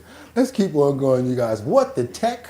That's right. I'm telling you guys right now. You think that little thing that you got in your living room right there that makes you get the internet, that brings the internet in? Oh, I don't even want to talk about it with Verizon right now, but it's okay. I'm going to get through it. Yeah. What the tech? We got these situations with these routers, right? That little box in your house that brings in the internet connection. Do you know that scammers and spammers and all types of people always try to break into that box all the time? And some of them have been successful. I know you've probably let the neighbor use your password or you using the neighbor's password, but it gets a little thicker than that. It's not about like network, Netflix passwords and nothing like that. It gets crazier because sometimes we got these cyber thieves. They need to use somebody else's IP address to not get caught where they're at. So sometimes if your router is unprotected, your router could be supporting all sorts of crime. But these are different ways for you to cover yourself and make sure that that doesn't happen to you. Next thing you know, you got the boys knocking at your door talking about, we got you for what you did. Come to find out, they're using your router address, IP address. PVFCU, a place for all of us. All right, your home internet router may be doing more than just connecting your devices. Security researchers say thousands of home routers have been hijacked and used for criminal activity online. And it's not the first time. Our consumer technology reporter Jamie Tucker explains how it works and what you should check on your own network. Your Wi-Fi router is the best thing in the house. It connects TVs, phones, computers, all of your smart devices to the internet. But hackers see it as something a lot more valuable. I wouldn't do it. I got my phone screen fixed and he asked for my passcode. Is that normal? If you were leaving it with them, yeah, it sucks. But if you were there at the same time, they would ask you to put it in. Ars Technica reports the security firm Lumen's Black Lotus Labs discovered a malware attack called Cadnap. It's quietly infecting home routers and turning them into parts of a botnet. More than 14,000 devices, many in the U.S., are believed to be involved. Most of them are ASUS routers, though other brands have ASUS, ASUS router. So if you got one of those, be careful because they're trying to strike it. They've already found a way to gain access to it. Have been attacked in the past. Once a router is infected, it becomes part of a network used to hide criminal activities online. Hackers can route their traffic through those devices to disguise where it's really coming from. And the tricky part is most homeowners would never notice. Your internet still works normally. There's a warning or pop-up message that tells you something's wrong. And the scary part is your router could be helping commit crimes online and you'll never know it. Hackers are targeting routers that haven't been updated to the latest firmware. All routers, regardless of the name brand, should be updated regularly. You know how you get that little firmware connection? You be like, man, I ain't thinking about doing this right now. Or you might have to take it down and connect. Oh man, so make sure you guys are updating the firmware because I guess that's the new security update and whatever's going on with it. Yeah. Safest step is to install the latest firmware and perform a factory reset, then set a new administrator password, especially if you've never changed it before. Another plus of keeping your router updated, everything's going to work faster. Password, you change that, whoever got connections, they don't got no connection no more. You can do it that easy. You can call up the people if you don't know how to do it. How do I change my password on my router? You can give it your own name. If you call up the cable company, this is what I want my router to be called. You can do that too. That's What the Tech. I'm Jamie Tucker. Okay, you guys, I did it many times with different cable companies. Be like, I don't want that YXP731 as the name of my router. I want to put the ice truck in front of the building. Ain't nobody gonna break into that one right there. Do me a favor and double tap the screen, get them likes up. I really would appreciate you guys. Come on now, look out for your boy. Let's double tap those screen and get those likes up. You don't get information like that all the time. I also suggest updating your bank account sometimes as well. That debit card, if you can go a week or a couple of days without having that card, go for it. Go in there and be like, hey, I lost my card. Then you're gonna cut that one up and go get another one. Because when the other one comes, there's no ties to those old bills or whatever things that you don't even know is going on. And now you got to start getting contacted about paying stuff. And this way, all of those leeches that have been connected to you, when it comes down to those monthly reoccurring bills that you probably don't want to be connected to anymore, are no longer. And you can start dealing with them solo and getting them off your tail. Because a lot of times, you'll have it where you've given a service provider your credit card information, and if they make a mistake and take money off your card, now they're telling you, like Verizon's telling me, we'll give you a credit. Yep, that's what happened to me. They told me, I was like, yo, I'm having bad internet. I got a show going on. I can't have bad internet. What's going on? Oh, if we see what you're doing, we love that. We're going to help you out and send you a free booster. I said, a free booster? What's that going to do? It's going to help. That's what he said. Thank you so much, Jordan, for the $5 super chat. Thank everybody. Thank Jordan for the $5 super chat. And let's keep things moving forward, you guys, as well. Like I said, with the router, if you get a router, I got a booster box from them. They sent it to me and said they're going to give it to me for free. Next thing you know, I wind up seeing a bill hit my phone yesterday for $350. I'm like, what's going on here? I called them. Oh, we made a mistake. We're going to send the router box out. They hadn't even sent the router box out. I said, well, what about the $350? Because if I would have known that, I wouldn't even bought this thing. Oh, we made a mistake, and we're going to credit it to your account. You're going to credit it to my account. So you take money from me, and now my bill is only like $80 a month. How you going to take $350 from me, and now you're telling me you're going to credit it to my account? So now I got extra money sitting there because you guys decided you just want to take money out of my account? That's why I'm telling you guys, it's not good to have it where they can do those reoccurring and automatic payments. It's not always good to do that. Let's keep on moving forward, you guys, because these people they're trying to say should be ripped and put in jail. Next topic. And let's get into it. These people, they're saying that the anti-protesters should be arrested and probably put in jail for disrupting a major operation here. We got an illegal that's supposed to be arrested for doing what? R word, SA against children. But guess what? Protesters and people were making it very hard for who? Doom, doom, doom, doom, doom, doom, doom. Doom, doom, doom, doom, doom. Making it real hard for get them ICE to come pick them up. Every time they tried to arrest them, they had the people outside, bullhorns and all of this crap. They finally got this guy. Now, this is what I don't condone. I understand you want to get out there and protest, but when they come in to get guys that have done things to children and you guys interfere, I have nothing to say about that. I don't think that's a good thing. You need to leave these guys alone when they come in to pick these people up, because you never know what they're arresting them for. ICE agents finally able to detain an illegal immigrant facing child rape charges after a group of activists stepped in to protect him weeks earlier. And wearing an Amazon delivery shirt, so you don't even know what else he probably did while at work. A source telling Fox officers deal with this kind of interference almost every day. Fox News contributor Mark Thiessen is with me now. So you see that ICE agents finally got this person, Walter Roberto Vides Ortez, in custody. Yeah. But it took much longer than they expected it to because activists got in their way. Here's what Bill Malugin posted on X after he talked to this agent. He says the agent says the target, a child rapist, was on the streets 4 weeks longer than he should have been because activists interfered without having any clue who they were protecting, and they deal with this almost every day. I mean, it's just... If they don't ask, you don't say, hey, why are you here? They just go out there and do their thing. Oh, because they're the enforcement arm of the sanctuary cities. They're the popular uprising in favor of sanctuary for these people. This guy came in 2016, and he has been sitting here for a decade, undetected, protected by sanctuary policies, and he's accused of child rape, and he was living near a school. And these people delayed his capture by a month. As soon as because they did that, he knew that they were after him. They might not have known until those people started blowing their whistles and interfering with ICE. Yeah, we just saw a video right there of these activists who were harassing the ICE agents as they were waiting in their car to conduct an undercover operation. Why aren't local police not arresting them?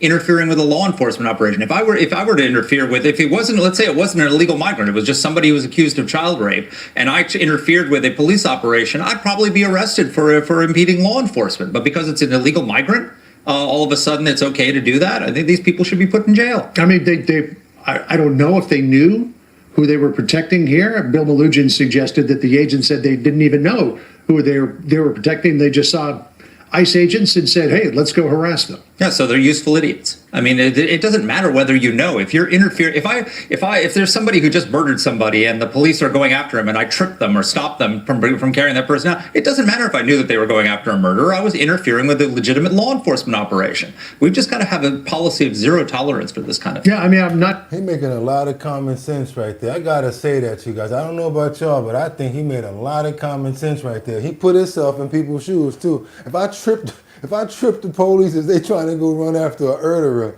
I need to go to jail for that. He making a lot of sense, you guys. I don't know what y'all think. What y'all think exactly? They should go to jail. They should. Why ain't Trump locked up? Okay. Yes, I agree for interrupting an investigation. Yes, he did. The guys worked with me at Amazon. Look at that. This guy worked with me at Amazon. You can't be serious right now because they said that you see the Amazon jacket on. That is crazy. He never used to talk. Yo, you really know this fool? They said this guy used to work for me and with me. He never used to talk. That's crazy. Do your boy a favor. Double tap that screen to get those likes up. Let's go. We got to get on over to another one. This lady here can't even trust the banks anymore, y'all. You can't trust. No, you can trust the bank. But what are you talking about? You can't trust those damn banks. Shut up. Messing up already. I'm sorry. Hitting myself like I'm hitting a child. Talking about trusting the bank. You can't trust the post office. You try to go there and put your mail inside the box. Next thing you know what? The check used to be $200. Now it's $12,000. Let me tell you something that I was taught by a very older man. His name is Bert Padell. When you write a check, make sure you take up every part of that in that area. If not, they're going to be having a chance to slip another word in there. You might put 200 and they put TWELVE, flip that O into an E and LVE, and next thing you know, you got $12,000 that you're going to be paying somebody. Or they'll take the whole check and wash it, the new thing that they're doing. Get on over to Houston and Spring Valley. This woman dropped off a check. Next thing you know, it was $12,000. And this has been going on inside of the post office. When you're like, you know what, I'm going to go inside to put it in myself. Still doing it. That means that what? People that work inside the post office is doing it. Lovin is learning more about alleged victims of check washing. A woman who lives in Spring Valley Village says she lost more than $12,000 meant for the Spring Branch ISD. That's after dropping off her check at the U.S. Post Office. There are solutions to this problem and steps you can take to avoid losing money. Troy Kless joins us now with what we need to know. Troy? Yeah, Mia. One woman says that she spoke with the recipient of the check after she dropped it off here at this post office to pay her taxes, and she called the recipient and learned that there also may be other victims. Imagine you paying your mortgage or you paying your taxes and then you're like, yo, I still didn't get that money. And now you find out that they took it and you don't got no more money to pay. At the post office in Spring Branch, many people doing business include Christina Valley. Well, you think you're doing the right thing by walking it into the post office and not just dropping it in a box somewhere. Her husband checked their account on Friday to see if their property tax check cleared when they realized something was wrong. It was kind of a panic.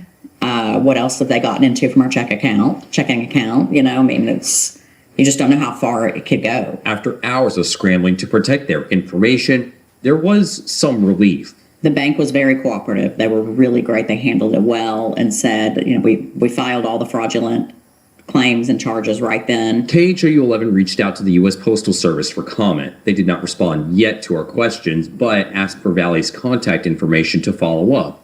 Besides filing checks, Kevin said a little over a year ago the post office got busted down here for similar things. Kevin Blank. Online, there are other measures to protect yourself. The American Banking Association says you can protect checks by using pens with indelible black ink. Don't leave blank spaces in the payee or amount lines. And Valley hopes others remain cautious with their money in the future. You feel very vulnerable. You hope and pray that they don't keep our address because the address is on the check. So obviously your home can be at risk, but you know, you just want to make sure that it's taken care of. Got another person in the chat right there. Cinnamon Be Real 76 says, never send a check or money order to pay off a bank bill. I lost over $4,500 about a year ago because the bank employees were doing the same thing and taking the money for themselves. The U.S. Bank in Missouri. Crazy. That's bananas right there. Cheerios, y'all. We got the suitcase coming up now. This is a very serious situation right here, where we got these cartel members that's preying on our youth, and they're using these, I can't even say certain things. That Hunter Biden, I can feel it. They got the suitcases filled with it now, you guys. We're gonna show you guys a little bit of this Canadian situation going on. I'm sorry, this worldwide situation going on, where we got a Canadian teen who's been booked and she got recruited to be a mule, a D-rug mule. They tricked her into thinking that there was just a regular legit job. Everybody actually knows about it, but guess what?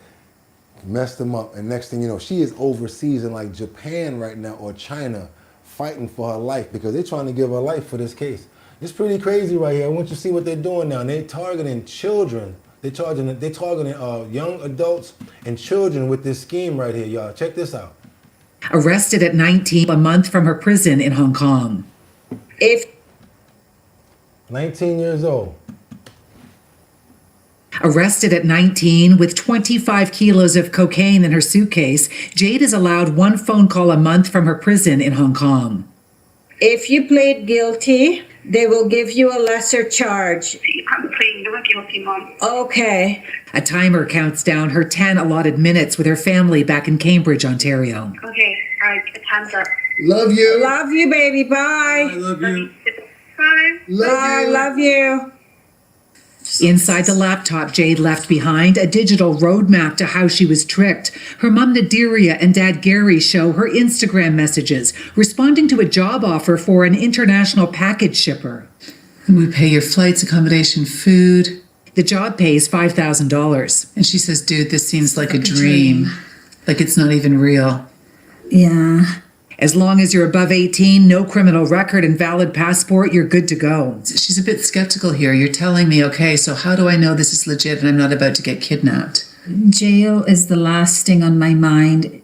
If she finds friends to join the team, she'll earn $250. She's instructed to send a video verifying her address. Oh, it's so awkward. Oh, my door. Oh, we got it. It looked to me like she just thought that she was getting a job, y'all, and they just messed her up. This is crazy. She's so inexperienced that he explains basic travel information in a voice message. You'll get on the plane, they'll give you a menu. She writes, "This is luxury. I feel too poor to have this." It's sickening. He's just rolling up a snowball and tossing it in hell.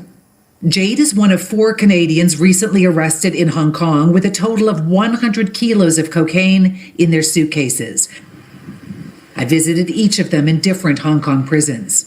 We couldn't record anything inside, so I just had to frantically write out notes. Omar, who turned 21 behind bars, is from the same region in Ontario as Jade. I asked him if he thinks recruiters are still targeting young people. He said, "I know they are. I know that they're trying to get more people, and they're going to end up in prison just like me." All 4 Canadians told similar stories. They were flown on the same airline, booked into the same hotel in Hong Kong, required to check. They're not idiots, man. They're not idiots. They need money, Cricket. It's messed up, but a lot of kids are gullible like that. They don't know no better, man. And they think, oh, this is a good opportunity for me because of what they're going through. And a lot of times they thinking it'll help their parents, because a lot of these parents don't have the money to give to them.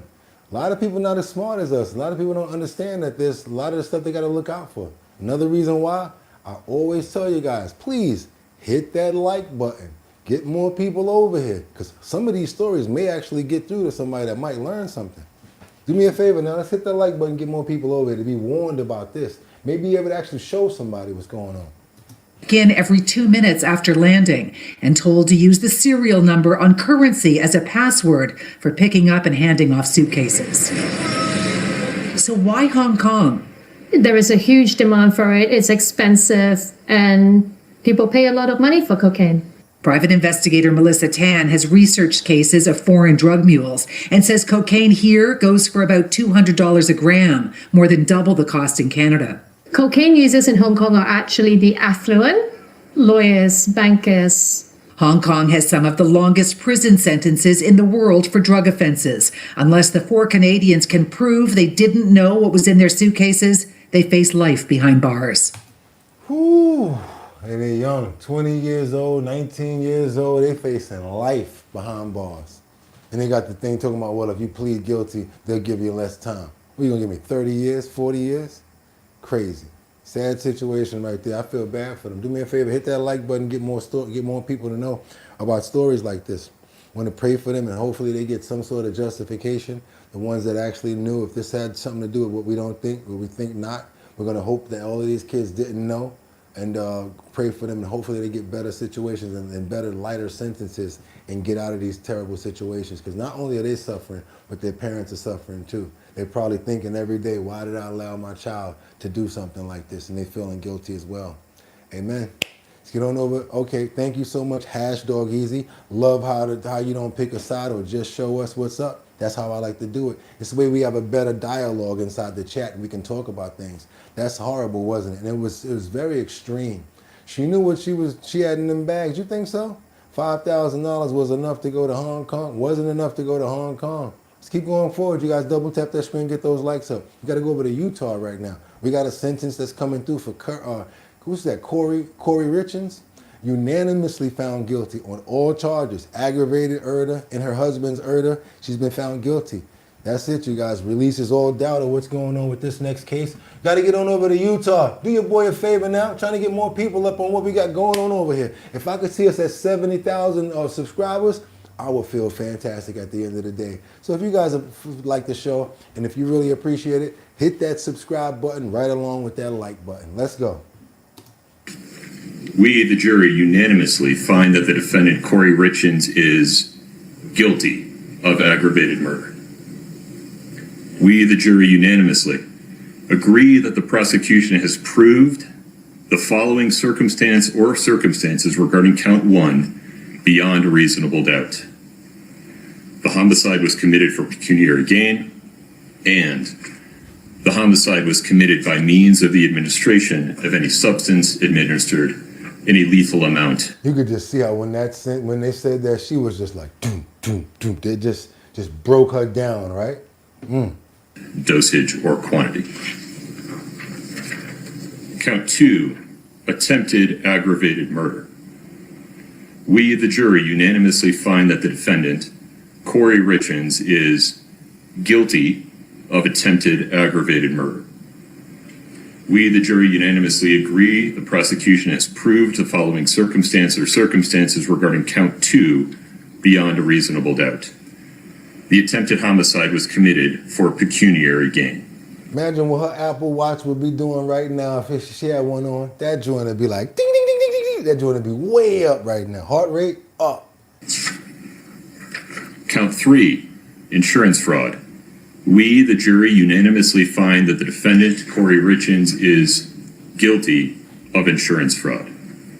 Count 4, insurance fraud. We, the jury, unanimously find that the defendant, Corey Richins, is guilty of insurance fraud. Count 5, forgery.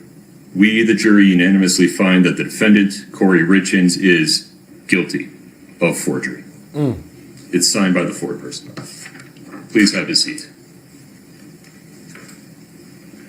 Madam Foreperson, is this the verdict that the jury reached unanimously? Yes, it is. Okay, you may have a seat. They said you had the worst defense ever. Ever.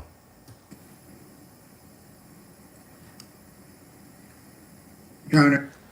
Oh, it's not good for the money, y'all. It's not about the money. Don't think that you're you know what, I'm gonna get rid of him and be able to live a lavish life. I'll get the insurance money. That don't make it that too much no more. We got a lot of forensics out here, and they really good nowadays. They really good. Let's keep on moving forward, you guys. But I do want to pray for the person that lost his life, the husband, because he didn't know that this was gonna happen and did not deserve it. And hopefully the family, as you see in the well back there that are breaking down, feel some sort of justification in this manner, because we still got to wait for sentencing to see what she gets. Amen. Let's keep on going, you guys. We got to get on over to Las Vegas. We got a police officer that refused to release a man from jail after the judge told him to. Ain't that crazy? The sheriff is like, no, we're not letting him out. The judge is like, the judge is like, let him out. Sheriff said no. Do you think that the sheriff is right for this one? Y'all let me know what y'all think. Let's get on over to Vegas and see the first time I ever heard of a sheriff that's defying a judge's order to release somebody. This local story is getting a ton of national attention. Essentially, you have our sheriff, Kevin McMahill, in a face-off right now with a local judge, all in the name of public safety. News 3's Andrew Nomura joins us live this morning from downtown Las Vegas. And Andrew, it has to do with a guy who has quite the rap sheet, some 35 arrests, has not exactly played by the rules when it comes to the electronic monitoring in the past. So our sheriff not having it, saying, I'm not letting him out of jail. Crazy, right?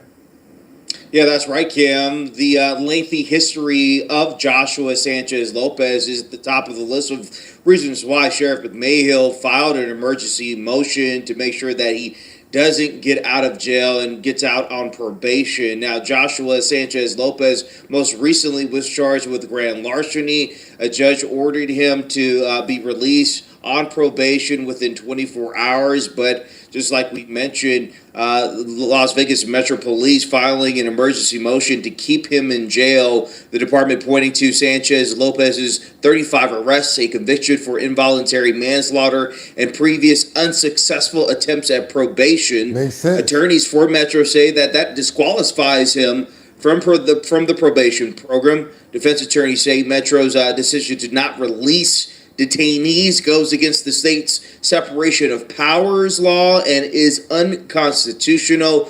The defense filed a motion to find LVMPD in contempt of court. They're supposed to have a status hearing on Thursday, and this very well can go up to the Nevada Supreme Court. Okay? Yeah. Wow, they kept homeboy in there. He's still in there. They said they got to go to court on Thursday. He not letting... They really not letting this fool out. That's the judge. That's the sheriff right there, boy. Look, this fool got 35 cases already. Already got the manslaughter charge. Nah, I'm not listening to you. No, I'm not letting that. That is crazy right there. Never heard nothing like that before. Yeah, sometimes you can see evil. That sheriff probably can see it. That's crazy, y'all. We got to get on over to a tragic situation right here. And anytime you're a doctor, you got a lot of responsibilities, especially if you're a doctor that actually can help bring life into the world. You should not be doing things just for monetary gain. That's no doctor. I'll be honest with you. We're going to start our health and fitness and health and wellness section right now. And don't think that it's not long enough, Boogotti. It is going to be long enough because we're going to start it, like I said, right now. I want you guys to know about preventive. I want you to pay attention to what's going on here. This is a sad situation, but it is about health and wellness, even though it's a tragic situation. We got a Virginia patient here who secretly recorded a doctor. Her appointment with this doctor revealed something that you guys would not believe. She thought that she was not going to be able to have children. After she had the appointment with the doctor, he made sure that she wasn't going to have children. Let's keep on moving forward. Not only did he do it to her, he did it to a lot of other women for monetary gain. Something I can't even repeat, can't even explain, because it just doesn't make any sort of human sense to me. As a lawsuit surrounding a former local OBGYN continues to grow, we're hearing from a patient of Dr. Javed Perwaiz. April Neville says she saw him for fertility issues. The outcome, she says, was the opposite. Virginia, let's go. And for the first time, we are seeing exclusive video from inside an exam room during one of Neville's visits. 10 on Your Side's Kevin Rahm has her story. It seemed like everything in that doctor's office that day was going wrong. And it just didn't settle with me right.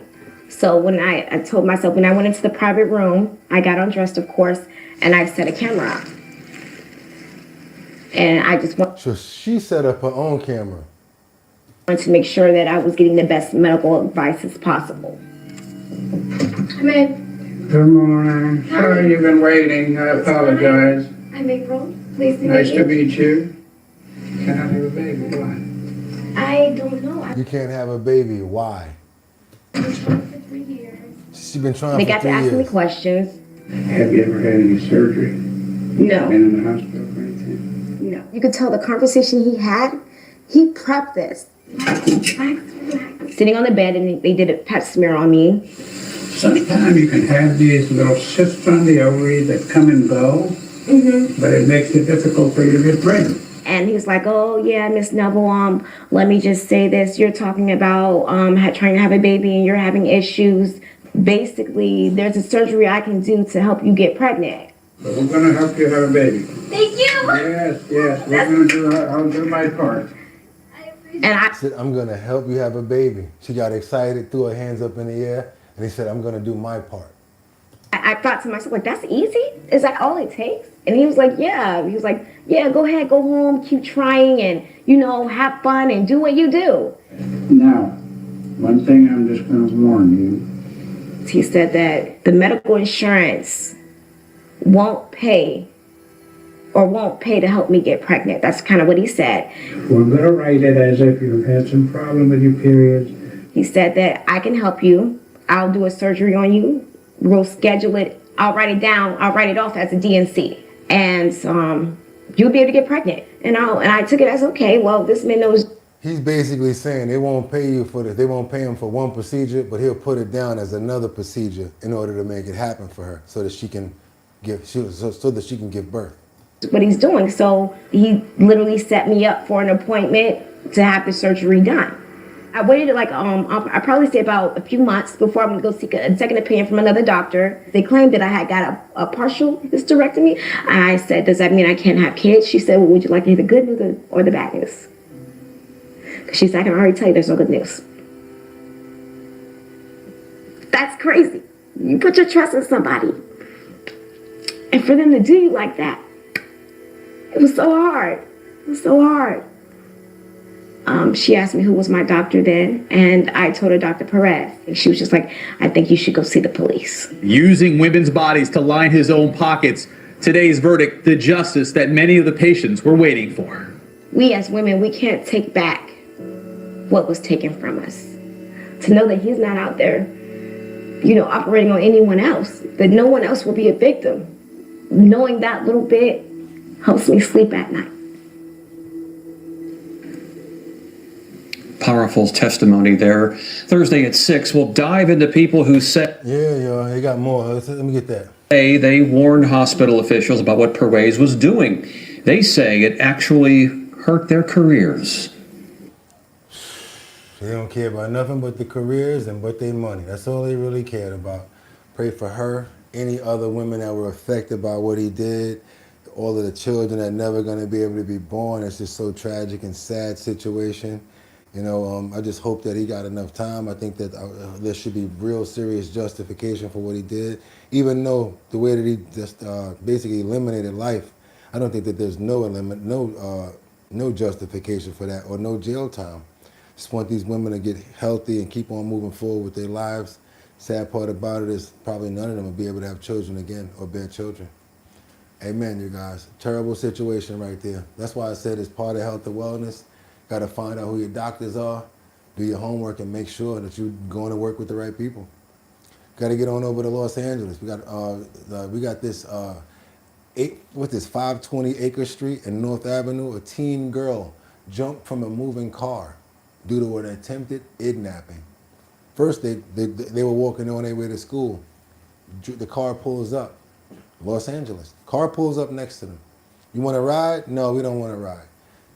They keep on walking. Guy's persistent. You sure you don't want to ride? No, we don't want to ride. He tries again. Third time, they agree to get in. Don't ask me why, because I'm still wondering why myself.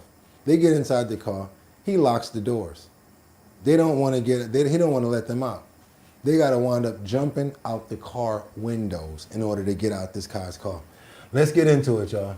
He needs your help tracking down a kidnapping suspect on the prowl in North Hills, Panorama City area. Investigators are telling us he has been luring young girls into his vehicle. Eyewitness News reporter Leo Starworth is live in North Hills with more on what police are looking for this morning. Leo? Well, parents, as you well know, there are a lot of pathetic, sick predators out there looking to harm our children, so you need to be advised about. Again, let people know about this. Get the kids, if you want to show them, this is the time to show them the video. Not the prior one, but this one. And again, if you guys appreciate the content that you're getting right now, like somebody said, they probably Hills Narveston, all sorts of stuff like that, do your boy a favor, please.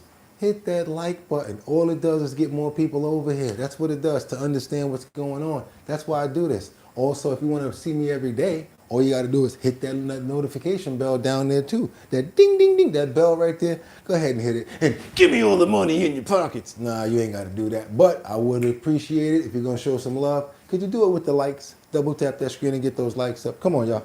This. Now, we're outside of the Mission Area Police Station. We talked to a detective who has a very vague description of the suspect they're looking for. They say basically he's in his early 20s and he's still out there. And again, they're wanting us to advise you parents again, and I'm sure you've told your kids this over and over again, stay away from strangers. And if a stranger approaches them, asking them if they need a ride, they need to bolt in the opposite direction, screaming bloody murder if necessary. Now, here's more on this disturbing story. The girls were first contacted at North Hills Community Park, right off of Acre Street and Columbus. LAPD Detective Efren Gutierrez says the suspect pulled up next to two girls, 13 and 16 years old, offering them a ride. This unfolding Sunday late afternoon. He says the girls declined, kept walking until the suspect approaching them a second time several blocks down the road. Yet again, they declined. That's straight pedo moves right there. Regular guy, all right, you don't want to ride? Let me keep moving. And why are you messing with some 13 and 16 years old in the first place? However, Detective Gutierrez says the suspect kept tracking the girls and offering them a ride a third time at Nordoff Street and Columbus. This time he says they accepted. They got into his vehicle and proceeded eastbound. However, instead of going to the location where the girls instructed him to, the suspect drove to the area of Sunburst and Lamona. It is a residential neighborhood, but it's secluded enough, not enough people or vehicle traffic around. The suspect locked the car doors and then offered them money. He offered them alcohol, drugs, and then he began to unzip or unbutton his shorts, where he asked for sexual favors in exchange for money. The girls were frightened. They were able to jump out of the car. The first girl jumped out while the car was stationary, and the second girl jumped out of the car while it was in motion. But neither girl was injured. The girls were screaming for help, and eventually the suspect sped away. Those girls are so lucky. And again, detectives saying that the suspect they're looking for in his early 20s, they say he fled in an older model 4-door sedan. Now here's the real scary part. He's still out there, folks. Keep your kids close. Live outside of the North Hills Mission Police Station, Leo Stallworth, ABC 7 Eyewitness News. Hand off your taxes to an expert in your name. And somebody said the same thing I was thinking. We need a better description. The sad part about it is we got the description coming from a 13-year-old and a 16-year-old, probably scared to death. But yeah, they could have gave us a better description. You guys, be careful out there with those girls, with your children. And if you want, you might want to show this video and so they can be like, Mom, why you always on me? Hey, Dad, why you always want me to give you my location? Exactly. That's why. Look at what's going on out here. Let's keep on moving forward. Again, if you appreciate the content, let's just double tap that screen. We can get those likes up, get some more people over here. Really would appreciate it. And plus, I think a lot of informative information was coming out today that a lot of people can learn from. Do you agree? Come on now, let's go to California. I'm back over to Oakland. Oklahoma, where police say this one woman kidnapped, I didn't say the whole word, I said kidnapped 2 children after she pow-powed this woman and drove off. Left her at her own crib. Yeah. I can't make this stuff up. They took the kids and left. I'm going to let them say it. We begin tonight with the arrest of a woman police say shot another woman over the weekend. After that, investigators tell us she kidnapped 2 children. News 4's Spencer Humphrey breaks down what officers say happened and how they ended up finding those children. It all played out around 8:30 Saturday night at a house in this South Stillwater neighborhood. Stillwater police say a woman called 911 reporting somebody shot her. Officers having to force their way into that house to help her. The woman life-flighted to an Oklahoma City hospital where police tell us she's stable. Meanwhile, investigators identified 33-year-old Megan Kane as the suspected shooter. Police say Kane allegedly shot that woman, took 2 kids from the house, and left the area before officers could get there. They issued a statewide be on the lookout alert for Kane's car. Then a few hours later, a Kickapoo Nation tribal officer was patrolling Highway 102 here in Lincoln County when they saw a car speeding by. Realizing that car matched the description of Kane's, the officer quickly pulled it over, finding Kane and the 2 kids inside. Officers arresting Kane minutes later. The kids are now in state custody. It's not clear who the woman Kane is suspected of shooting is or what their relationship to each other was. County assessor's records show Kane herself owns the house where the shooting happened. We reached out to Stillwater Police Monday for more details, but nobody responded. In Stillwater, Spencer Humphrey, Oklahoma's News 4. Stillwater's run deep. Mess around with her. Yeah, lay her down in front of her own crib and leave her there. That was serious right there. Took the 2 kids and everything. But I think that was her kids. I don't know. I'm going to keep on investigating. It ain't a big story, but that's how we do over here, you guys. Because we like to get to the stories that don't get that much notice, but still crazy. Like, where the hell what were they thinking about when they did this? That's just how I wound up getting this far with you guys. We love to bring the breaking news, trending topics, current events, and much, much more. Guess where we're going right now? Where it never fails. We got to get on over to Riviera Beach. Very serious story right here I want you guys to pay attention to. This is a D-E, M as in man, O-N-D, I think. Or not demon. I'm just going to say a demon. He's a real demon. This person is not a human being. Hopefully he will never see the light of day on the other side of a jail cell. Being honest with you when I say this whole thing right here. I've never seen somebody so blatant, so brash, so disrespectful, and just outright uncaring. Look, he looked at his lawyer like he was ready to crack him in the face for telling him to stop saying stuff. You know how you're saying the wrong thing and your lawyer's like, hey, don't say that? He looked at his lawyer like straight up and down right in front of the judge. And the next thing that came out of his mouth is something that you guys would not believe. He is so in belief of what his mind is telling him, he'll make you believe it. This demon here, he said that he did pow everyone in the head, and he don't care about it. He also seeing visions as he's talking to the judge right now. He looked at the judge and was like, I did it. And I'm seeing visions right now as I'm talking to you. Anybody like that with these kind of eyes, you got to be careful. Now women, y'all might fall for these eyes, but you got to be careful. Because just because you got nice eyes, don't mean that you ain't cuckoo for Cocoa Puffs. This one.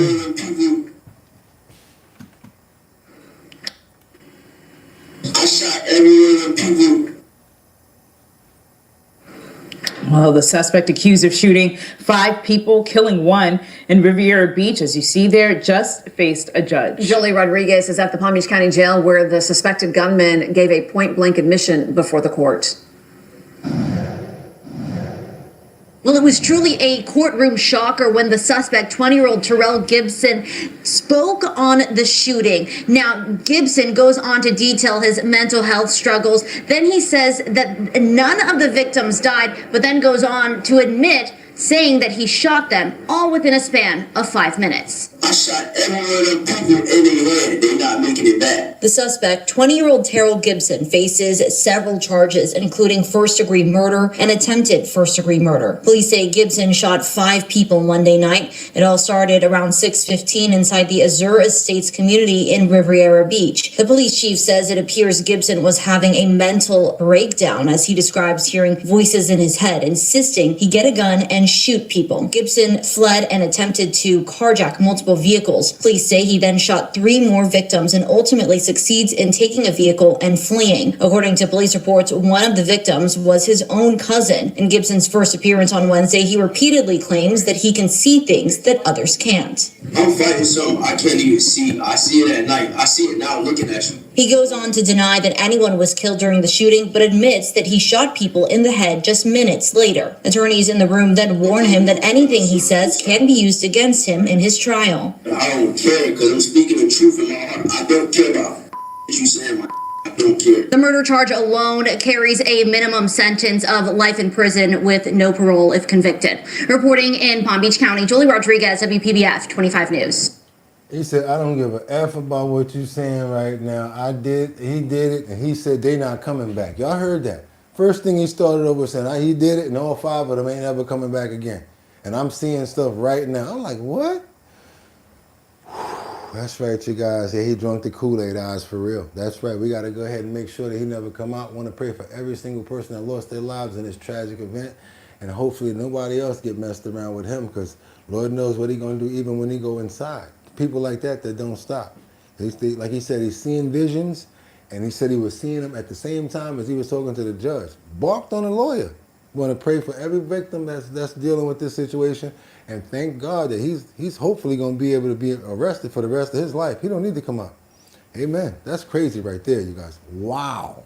He is definitely cuckoo for Cocoa Puffs. Yes, straight up and down. Let's go. We got to get on up. Where we at right now? I did that one over there. I don't even talk about him no more. Let's get over this executive caption of this viral scam that's speaking out against this woman who got caught in the video. Oh yeah, this is the good one right here. You guys remember that? Everybody probably saw this. How many people saw the viral video that went crazy with the executive holding on to the lady in the front? And then all of a sudden they broke it, they went against, they separated, and the CEO ducked down because he didn't want to be on camera. Was it a baseball game or a football game? But I do remember seeing this video. This video went viral of these 2 people holding each other just like this. It was the man in the back and there was a woman in front. And the next thing you know, when the camera went over there, they separated really quickly. You guys probably know why. Maybe somebody was married or had a boyfriend, or maybe one of them was the CEO or something. Let's get into it, you guys, because this thing went viral. All of them were like, this story went crazy. And as soon as I saw this clip right here, I knew that there was a follow-up to this story. Let's go, you guys. Let's get it. Look at these people. All right. A moment lasting less than 20 seconds. Either they're having an affair or they're very shy. The kiss cam Either they're having an affair or they're very shy. embrace at a Coldplay concert last summer became an instant online sensation, watched by billions around the world. And Kristen Cabot's life would never be the same. Yeah, I get a little jumbled sometimes. I'm not a good speaker sometimes, so yeah, it happens. Well, there was paparazzi there for weeks. They wouldn't leave. I had people trespassing and looking in my windows. We had people doing drive-bys and yelling and honking. We had My With your phone- children home. Yes, with my children home. Cabot speaking out for the first time on camera in an interview with Oprah. It wasn't even calculated where we thought to ourselves, like, oh, no one's looking. Cabot revealed her husband, who she had separated from, was at the concert too, and that CEO Andy Byron told her he was going through a divorce himself. But the former head of HR says the vitriol was largely reserved for her. I gotta be honest, somebody's making a lot of sense right there. Somebody said if they would have just acted normal, they would still both have a job and both still be married, because nobody would have shined any light on that. It would have just happened. But that don't mean that the husband wouldn't have saw it still. Byron, your boss, were people coming up to him? No, not at all. And women, she says, were the cruelest. How I looked, to how I was dressed, to how I behaved, to, the sleeping my way to the top, to the gold digger, the husband stealer. Both Byron and Cabot resigned from their jobs. People were united in their judgment. And I feel bad for us as human beings that that's what we did to you. Thank you. Cabot says she made a mistake that night, but did not deserve this. Stephanie Gosk, NBC News. Now, let me say one thing. Sometimes I'll get a little jumbled and I mix my words up a little bit, but I do know that I'm a good speaker, so I'm not trying to hear that crap. Sometimes you get people that try to knock you off your square too. A lot of people just want you to see their message so that they can throw you off and hurt you so that you're not able to do what you do. There's a lot of people that just really try to do stuff to knock you off, you guys. What you got to do in that case, you got to ignore them. Just like the people when you come with your dreams and things that you want to get done and they say stuff to you like, that'll never work. Oh, what are you thinking about? That's because of their mindset of you. You got to stay away from people like that as well. Because if they can't add value and fruits to your life, they shouldn't be around. I'm sure that you're adding value to people's lives that you're around if you're a good person, right? So if they can't do the same thing to you, I'm giving you permission to tell them to kick a rock for a block. Real story. Real truth. Another thing that I'm not gonna do is let it affect me, because that's what they're trying to do. Let's trigger the host so he's just thrown off. Ain't gonna happen. How about you kick a rock for a block? Let's get on over here. Where we going right now? And yes, I'm gonna agree with the person that said if they would have acted normal, it probably wouldn't have blown up as much. But again, that does not mean that the husband was not gonna see that video possibly later in that day or another time. Pennsylvania, Darby, Borough, video shows a school crossing guard. This is a sad one right here. I also believe that they need to bring up stronger charges for anybody who assaults a school bus driver or any crossing guard people. This way to make people probably not ever want to put their hands on those people again. We have to protect those people that are transporting our children as well as making sure that our cities run safe. Let's get on over to Pennsylvania and Darby where this wasn't the case. This guy just got out of his car, mad at the crossing guard, knocked straight up and down. I think he needs to be arrested for straight up and down for assault on a crossing guard. Let me get this screen open real quick. Crossing guard attacked while on the job. Police say she was assaulted yesterday near South 6th and Walnut Streets. Why run if you're going to do it? In Darby Borough, take a good look here because police need you to identify that man. Greg. And when I was coming up back in the day, they always used to tell me, don't put your hands on a woman. It seems like I'm seeing so many men actually so cool and okay with putting their hands on women. You just stand there when you back in the day like, I wish I could just, but you wouldn't do it. Or a girl would be there, maybe she would get into the altercation. But all of this men actually putting their hands on women like that, it's just too much and it's too crazy. I don't care what the charge, what the reason is. You need to go to jail for that. Any info on how the crossing guard is doing tonight? Yeah, well, Sheba, police say that crossing guard physically is doing all right, just dealing with some swelling to the face, but mentally she is pretty shaken up and is even contemplating whether she's going to go back to work. We will not tolerate this behavior in Darby Borough. Chief Joe Gabe of the Darby Borough Police Department is disgusted with this video that he says shows a school crossing guard getting assaulted as she was helping students during dismissal. There's children in the area, there's adults in the area, there's plenty of vehicle traffic in the area. There's a lot going on there at that time. Police say on Monday, just before 4 p.m., a school crossing guard was directing traffic at 6th and Walnut in Darby as school was letting out at Walnut Street Elementary. No one should put hands on anyone. That's right, Liberty. No one. You can see a gold Nissan Altima cross the intersection. That's when police say the driver of the Nissan got out of his vehicle and ran after the crossing guard. Moments later, he grabs the guard and hits her in the face, knocking her to the ground. We're getting details now that he may have been upset with having to wait for her to cross children off of a school bus there. There was 2 school buses there. One of them was unloading children at the time. We believe he was unhappy with that situation. Police say the crossing I'm in New York. This is in Pennsylvania. guard is doing all right and is dealing with swelling to the face. We just spoke to her. She's feeling okay, but she's very shaken up of what happened yesterday.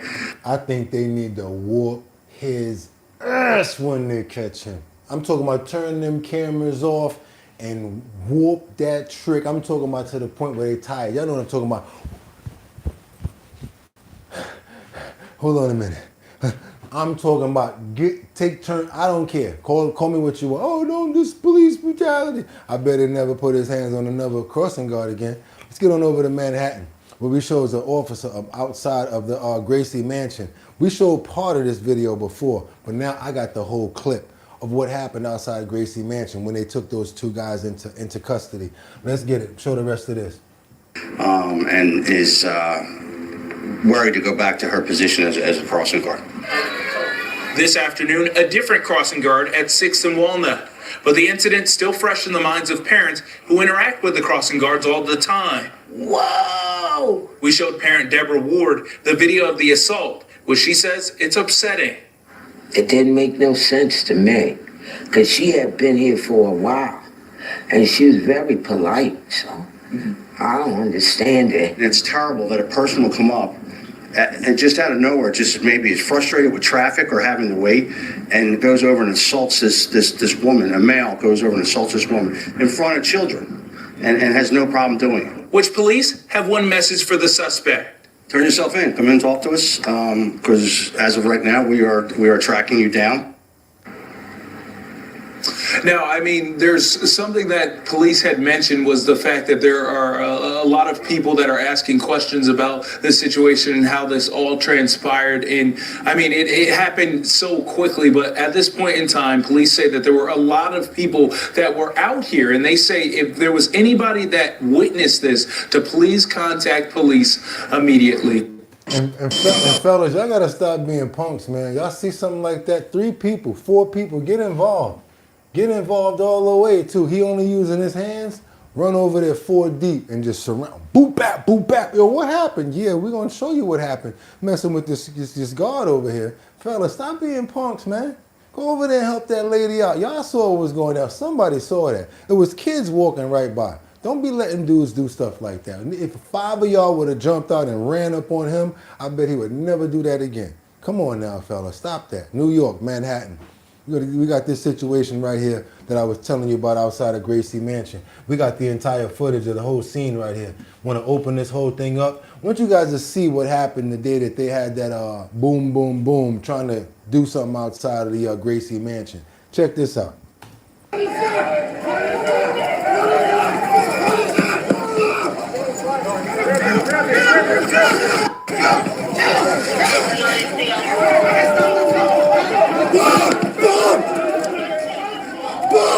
The craziness about it is all the yelling going on with the extra people that have absolutely nothing to do with it. It seemed like just a whole bunch of theater and extra stuff. And then you got about 20 people just with cameras and video footage, and all they're trying to do is get footage of the situation going on. Everybody gonna have all the same damn footage. That's why I don't do stuff like this, because I don't want to go nowhere and get footage of the same damn thing that a whole nother podcaster has. That's why we do this type of show that we do, and we don't talk about the things that other people talk about. Not only that, the police is gonna try to get these guys to back up, but they're so into the content. Oh, hold on, let me get a better angle. Everybody wanna be Brian Gumble now. Let's go. One fool drops his backpack in the front of the stuff that's going on, the nonsense, to switch lenses, to zoom in even further. Watch this nonsense.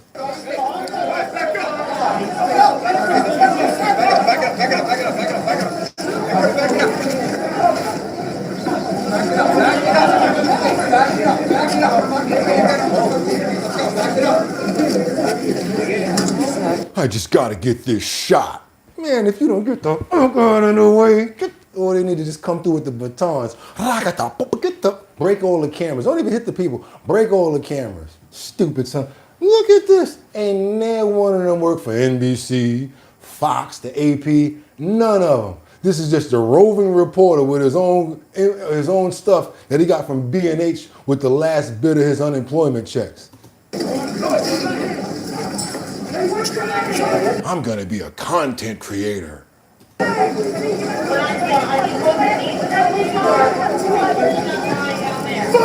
Meanwhile, 35 MFers with the same damn content. Yeah, you're gonna make a lot of dough for this exclusive content, Peter. You motherfucker!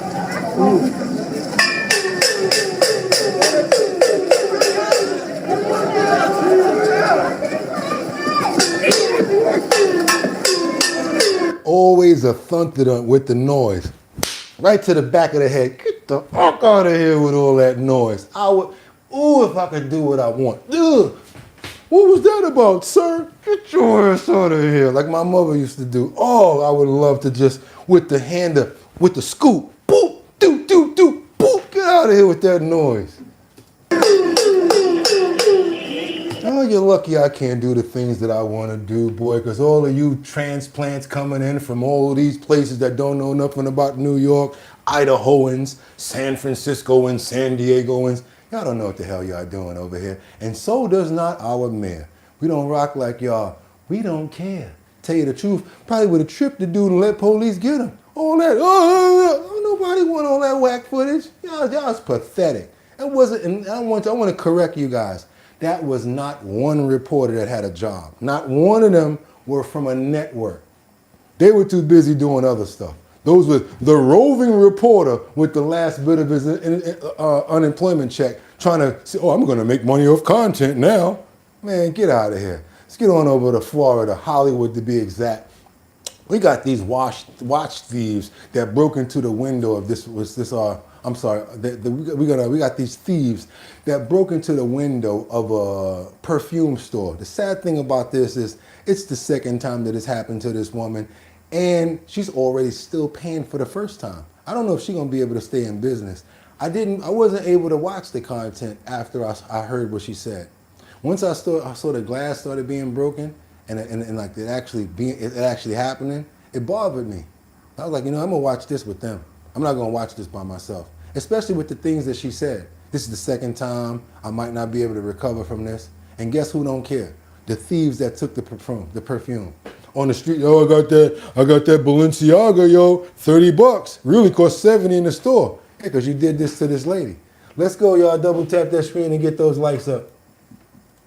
Thieves smashed through the front door of a South Florida business, stealing thousands of dollars worth of perfume, and surveillance cameras captured the entire break-in. NBC6's Nico Clemens is live in Hollywood this evening with more. And Nico, you talk with the owner. She says, unfortunately, she's gone through this before. Sadly, yes, a break-in right here at her store almost 2 years ago. One she said she's still paying for. Now she says, here I go again. Some people can't afford the insurance. Sometimes the insurance is too much. For perfume, you know what the premium gonna probably be? High, and she ain't even making no profit off of it. Because the margins are very slim anyway when you're selling or reselling a perfume. Show you, she's already boarded up the front door of the business, but you still see some of the shattered glass. Joanne and Trina, this owner says she just feels defeated. It's a little bit traumatizing. It's a violation of like my safe space. A feeling of deja vu. You're just like, again. Adi Swartz Gomez is the owner of perfume outlet 1803 in Hollywood.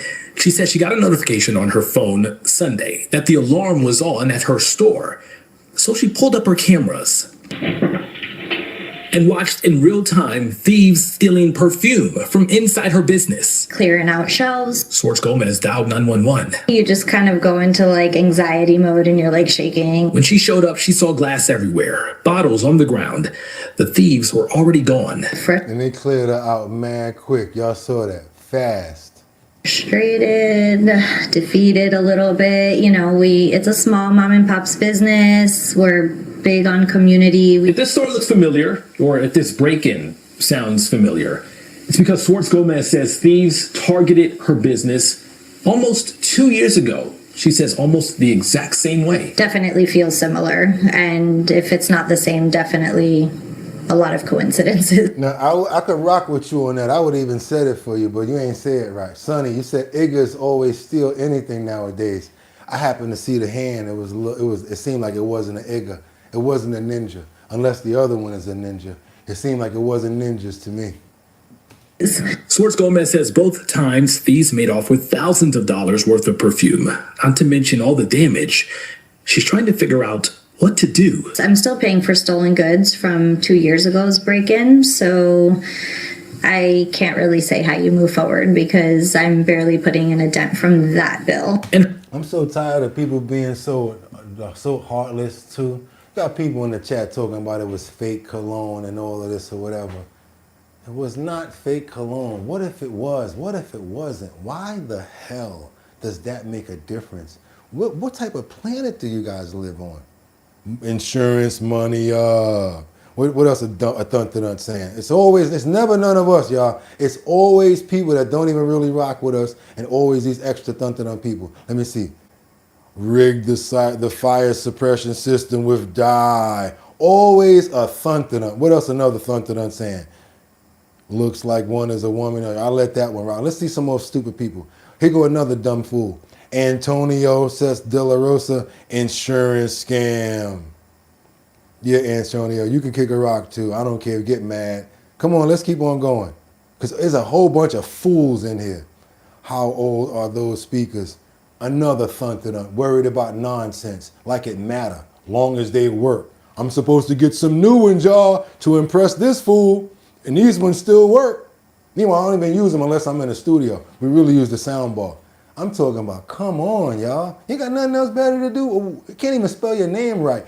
Risha Bisha Singer. Go do something with yourself, man. Go wipe your butt. How about that? Because I guarantee you, if you go there and you hit it with a piece of tissue, guarantee some brown gonna come off.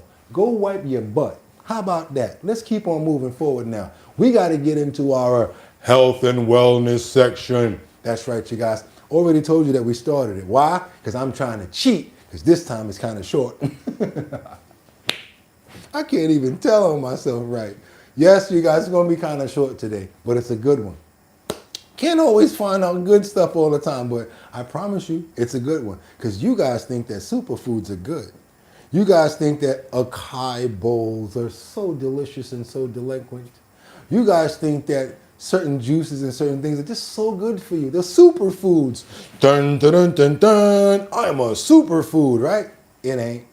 They're tricking us. And I hate to do it, but I got to be the one to bring it to you. Let's get into it. 6 fake superfoods exposed and 6 that actually work by Nature's Nature, April 2nd, 2025. That's right. Superfoods. How many people out here like superfoods? What do they call them? Acai bowls and all of that stuff. Come on, come on. This is for you. This is for the people that think I'm so much better than you because I'm going to go into the restaurant. I'm going to get you a acai bowl. And I don't even know that they're eating some crap with some leaves and crap inside of it.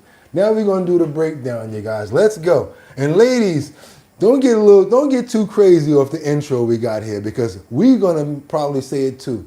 How dare you look at us like that? You're not supposed to look at a man like that. What's wrong with you, lady? You do the same thing to us, don't you? So don't look at these men with those endearing eyes either now. Just be like this. Don't look at them in any other way. Y'all know what I'm talking about over here because I might have to cancel you. Let's get on over here and we're going to get into 6 fake superfoods that are exposed and 6 that actually really work. Let's get into it. The name of the channel is called Nature's Nature, and this is what we're about to do right now. So you thought you had superfoods. You thought that you were eating better than everybody. Come to find out with a can of sardines, you'll do better than all of those freaking superfoods. Let's get it, y'all. Let's go. Come on. Let's get it. You've been lied to. Some superfoods are about as magical as a wet sock. Others, actual health powerhouses. So today, let's separate the snack from the smack. 6 fake superfoods that aren't doing much, and 6 real ones your body actually wants. Buckle up, Smoothie Squad. Let's roll. 1. Coconut water, marketed as nature's Gatorade, but You can't tell me that I was wrong. I thought coconut water was good for you. I thought it had all these vitamins in it, and come to find out, unless you're doing CrossFit in the Sahara, you're paying $4 for a tropical sugar puddle. Hydration, meh. Vibes, immaculate. 2. Acai bowls. They look like a spa day in a bowl, but surprise, they're often just purple chunky soup topped with a granola avalanche. Purple chunky soup with a granola avalanche. At that point, just get froyo and call it self-care. 3. Agave nectar. Oh, the healthy sweetener. It's mostly fructose, which your liver treats like junk mail. Your body's like, cool, cool, cool. But where's the actual nutrition? Like high fructose corn syrup or any other sort of fructose. We've been following those things so we understand what they're talking about. Let's keep on going. 4. Veggie chips. Broccoli in disguise. But it's still fried, salted, and nowhere near a vegetable anymore. You're basically eating crunchy confetti and calling it health food. Think about it. It's processed, fried, whatever you're putting on, it's going to take to replace anything else. Gotta look at it for what it is, y'all. It's the truth. 5. Multigrain bread. I'm going to go get me some veggie chips. You guys can eat all that, whatever like that. Meanwhile, you ain't too far from the veggie chip, from the Lay's, by the process that you cook it in, the temperatures that you take it to, and whatever you're putting on the veggie chips after that. Crunchy confetti. Exactly. Let's go. Bread. Sounds impressive, right? But multigrain just means many grains. Doesn't mean healthy ones. It's white bread with a fake mustache and a tan. 6. Plant. Multigrain bread. It's white bread with a fake mustache and a tan. Ooh, boy, that's crazy right there. Based junk foods. Vegan cookies, keto brownies, gluten-free donuts. Still cookies. Still brownies. Still donuts. Remember, Coca-Cola is technically plant-based too.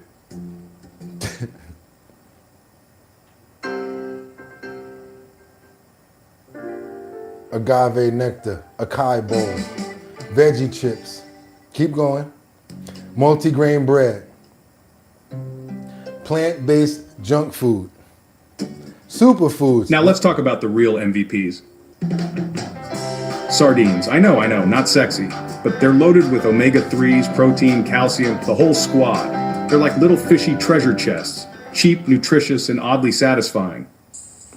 You get so much from sardines, it's not even funny. The oils, the protein that's in them. Believe it or not, those little fish in those cans, you get a lot out of them. Look it up if you don't believe me. That's right, you guys. Sardines. S-A-R-Dines. Also, I don't know about this one, because I don't know if I'm going to do it, to be honest with you. Fermented foods, I don't know if I can stomach it, because I might, see, the same way Jeffrey Spooker said he can't do sardines, I don't know if I can do this. Somebody had the nerve to say kills no cane. Oh my God, let's keep on going though. No to sardines? Why?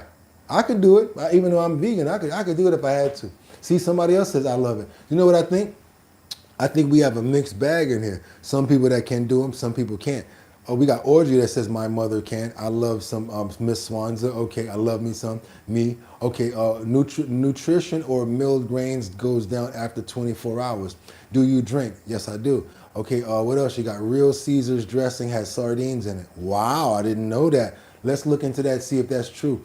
Alcohol is fermented sugar. You know what? You're right. I don't do fermented vegetables or whatever like that, fermented foods, but you are right, because fermented grapes and fermented fruits do wind up becoming alcohol. I like the way you did that. Let's go. Fermented foods. Your gut runs the show. Mood, immunity, digestion. Fermented foods feed the good bugs. Plus, farting for health, iconic. Farting for health is iconic. You know what, now that I'm looking at it, if I get to pick the ones that I want to put in there, I think I could do that. I don't have no problem with it. I don't know about the onions and all of that, because I just don't like slimy onions. Ugh. Now we're going to get into liver. Do you guys know how much liver is good for you, believe it or not? And a lot of people can't stand liver. I know I couldn't. Matter of fact, I could. My grandmother was just really good at cooking anything. My grandmother had the skills from down south that you guys would not believe. The way that she used to make those T-bone steaks back in the days where the meat would just fall off the bone, you guys would not believe it. The tenderness, it was just different. And back in those days, meat was different. food was much different. It was much healthier and much more savory. Let's keep on moving forward, you guys, because liver, man, my grandmother used to make that liver taste like steak. Straight up. Liver, yes, liver. It's basically a natural multivitamin. Iron, B12, vitamin A. This stuff's hardcore. If you can get past the EW, it's a nutrition jackpot. Berries, blueberries, raspberries, and more. Not the syrupy frozen kind, the real deal. High in fiber, antioxidants, and tastes like candy. If candy was made by your grandma. I got to get back over here with you guys because you're right. I used to love chicken livers, and you guys are going to really go in on me when I say this. A lot of people are going to say no. But man, when I was a kid, you could tell I'm from the South. My people are from the South. Because man, what you call those other things? Chicken gizzards. Woo! Chicken gizzards? Oh boy, I used to go to lunch and get chicken gizzards from the Chinese restaurant. I know. But yes, I used to love chicken gizzards. The reason I like the livers is because they have a real savory taste to them. And if you put them on like a little bit of ketchup when they fry it, you knock those down too. But the reason I'm telling you guys is because you can get a lot of vitamins and minerals from actually dealing with liver. Look at that, liver and onions, chicken gizzards with hot sauce. I love the blueberry, etc. I live it. Yes, sir, gizzards. With hot sauce, right? The chicken gizzards, woo! Now, Rob, you're going to have to keep that to yourself with the pig feet and hog maws. Okay, now I don't know about that. With some hot sauce, blueberries are full of pesticides though. Okay, I was just talking about chicken gizzards from my childhood the other day. The chicken gizzards, right? With the brown gravy, delicious. Yes, y'all know what I'm talking about. I love y'all. Y'all know what I'm talking about. That'd be so cool. It's like you hanging out with your friends and you actually could talk to them on the same level. Because it's hard to find people that really know what you're talking about, like from the same era. Gizzards betrayed me. First time I had one was in Puerto Rican style, boiled with rice and plantain. Nah, man, believe it or not, go on to the Chinese restaurant or let somebody black cook them for you, period. Let somebody grandmama cook them for you and it's over. You're not gonna even remember the ones that you had in Puerto Rico. Trust me. Now the berries, there's a lot of people that's smart in here. They said they have pesticides in them. We have to watch where we're getting them from, but that does not mean that they don't still have the nutrients in them and the antioxidants. But I want to tell you guys, let's try to substitute a lot of the crap that we eat for a bowl of berries, for maybe other things. Because if it's there, we're going to eat it instead of that other crap. Let's find other ways, alternatives to snack with is all I'm showing you. All I'm trying to give you guys is an idea to steer in a different direction. Who loves you and hates GMOs. Eggs, not the syrupy This stuff's hardcore. If you can get past the EW, it's a nutrition jackpot. Berries, blueberries, raspberries, and more. Not the syrup. Liver, yes, liver. It's basically a natural multivitamin. Iron, B12, vitamin A. This stuff's hardcore. If you can get past the EW, it's a nutrition jackpot. Ooh, and get past the ooh, it's a nutrition jackpot. Look at how they did it here. They shredded it. Berries, blueberries, raspberries, and more. Not the syrupy frozen kind, the real deal. High in fiber, antioxidants, and tastes like candy. If candy was made by your grandma who loves you and hates GMOs. Eggs. For years, they were blamed for cholesterol crimes they didn't commit. Turns out they're basically little nutrient bombs. Protein, healthy fat, brain-boosting choline, all in a cute little shell. 6. Dark leafy greens like spinach, kale, and arugula. They'll never. I don't know about you guys, but after eating salad for a few days and just period, my body feels different. I get a little burst of energy. And the more, let's say, the more earthy the green, the better for me. I used to hate the earthiness taste, but now I learn to appreciate it more because it makes me feel like it's more organic and it's more real. Never win a popularity contest, but they should. High in fiber, antioxidants, and they help balance your pH. Basically, the yoga instructor of vegetables. So next time something screams superfood on the label, ask yourself, is this actually healthy or just really good at marketing? Don't get... Again, superfood or super bull trying to get extra money out of you. Because a lot of this stuff, you guys, tell me you can't make this at home. That's some yogurt right there with probably a little bit of coconut shreds. I see blackberries. I see blueberries, okay? And I don't know what this is, but maybe some sort of trail mix or something like that. You can make this right at the crib. But you go to a restaurant or one of them acai bowl spots, it's going to be like $12 to $15. Duped by trendy toppings and buzzword brownies. Eat smart, skip the sugar show. If this saved you from blowing money on fake health trends, smash that like button, subscribe for more no BS wellness tips, and drop your favorite actually healthy snack in the comments. Yeah, you can do that too. What you guys like to be eating? Healthy snacks. I'm gonna tell you first. I like peanuts, and I like let's say peanuts and peanuts, plantains. I like peanuts and plantains. What do you guys like? Chia seeds maybe. Love salad. And I love, I'll add anything to it. Chia seeds. Okay, what else you guys got? You got chia seeds, I'm trying. Love salad. Cashews, okay. That was a fun segment. Thank you so much. We try to get into real good information for you guys every single time. Forget the acai bowl, make your own. Exactly, 12,000 different ones. Never ate a salad. You can't be serious. Grapes, okay. I tear nuts and seeds up daily. Sunflower seeds, grapes and cheese, cashews and pistachios, cooked peanuts and cooked cashews. Somebody 55 Coffee got to connect, because you boil them peanuts from back in the days down south. Whoa, boy, my mother used to give me those. What else you got, bro? You hate the haters, not a K? No, peanuts, cashews, and avocados. Celery, peanut butter, cashews. We got pecans. Definitely avocados. Okay, I like that.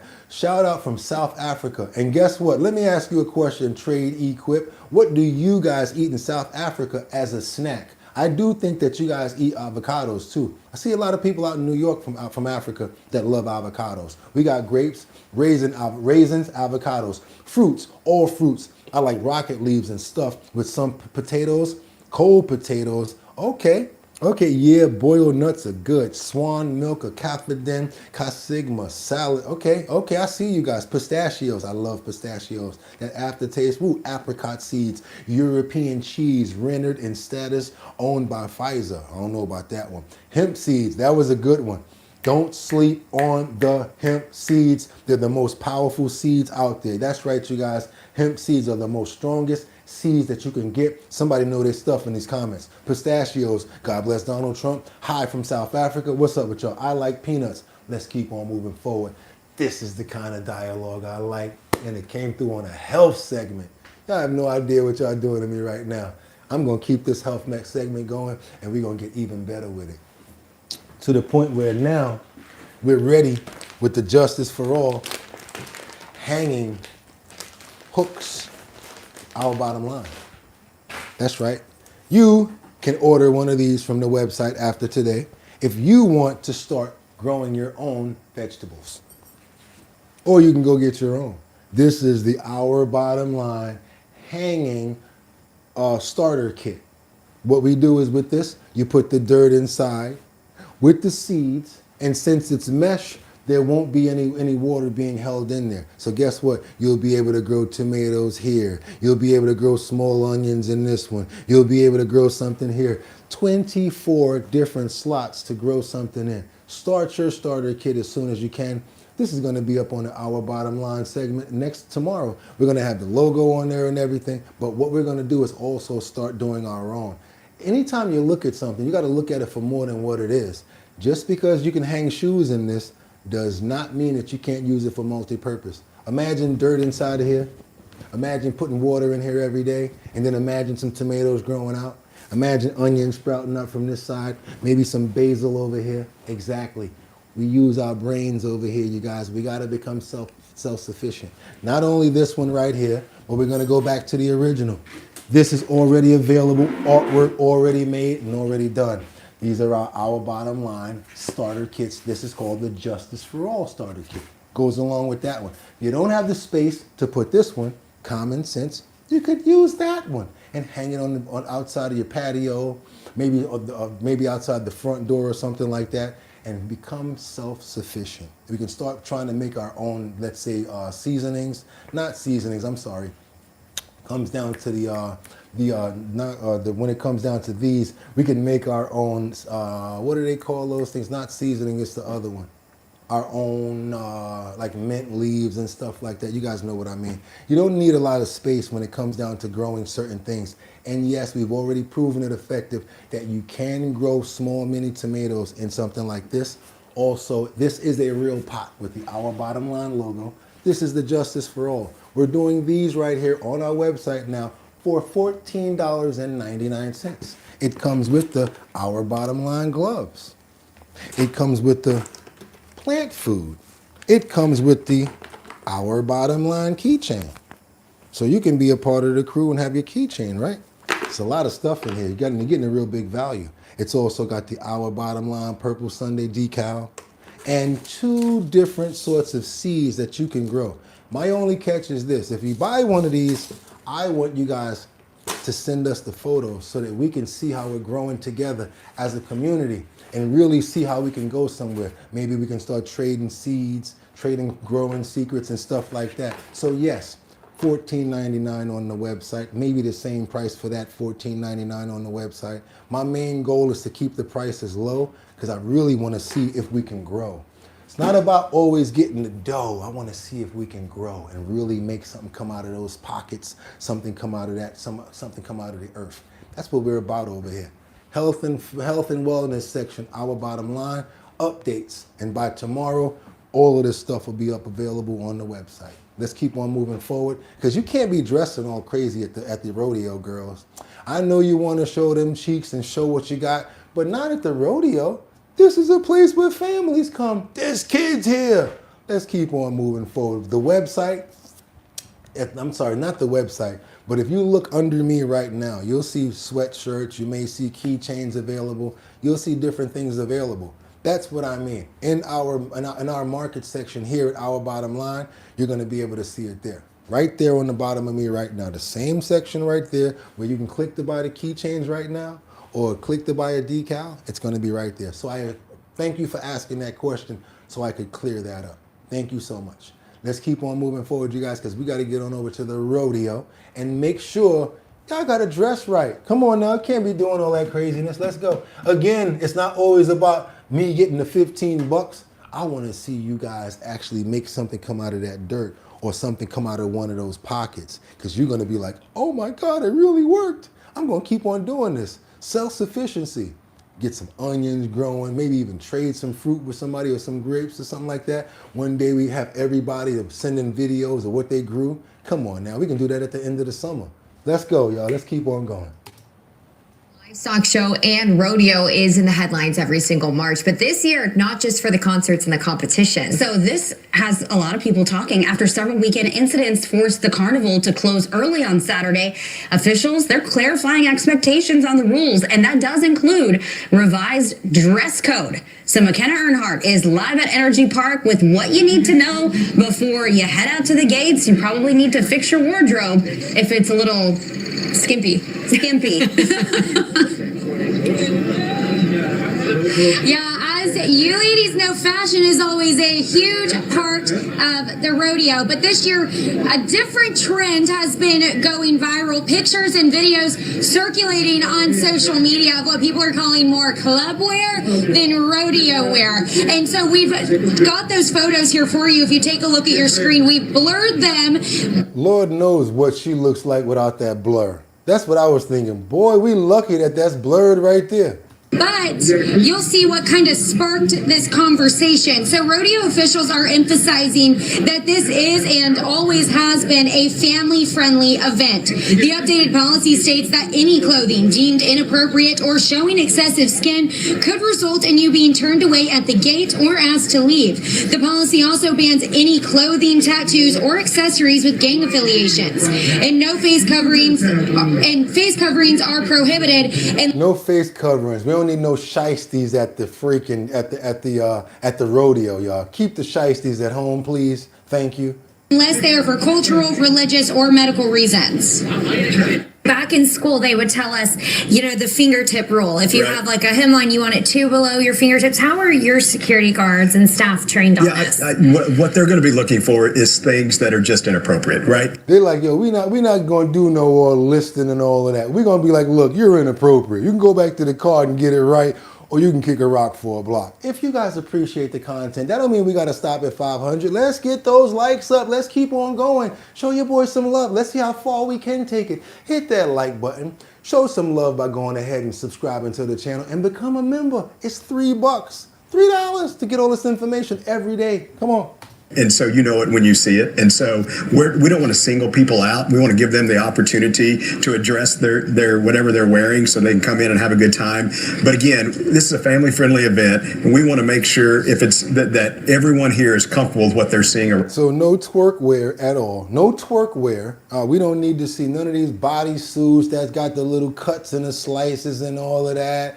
We don't want no, let's say, revealing sort of cowgirl suits with any sort of stirrups going on. You know, you don't need to be enticing these guys out here. That's enough already. Y'all don't. We're gonna start. We think that where there's smoke, there's fire. Then the fella come up and try to talk. Why you think you could talk to me? I could wear anything. Y'all, we don't want to deal with all that. So y'all cover it up.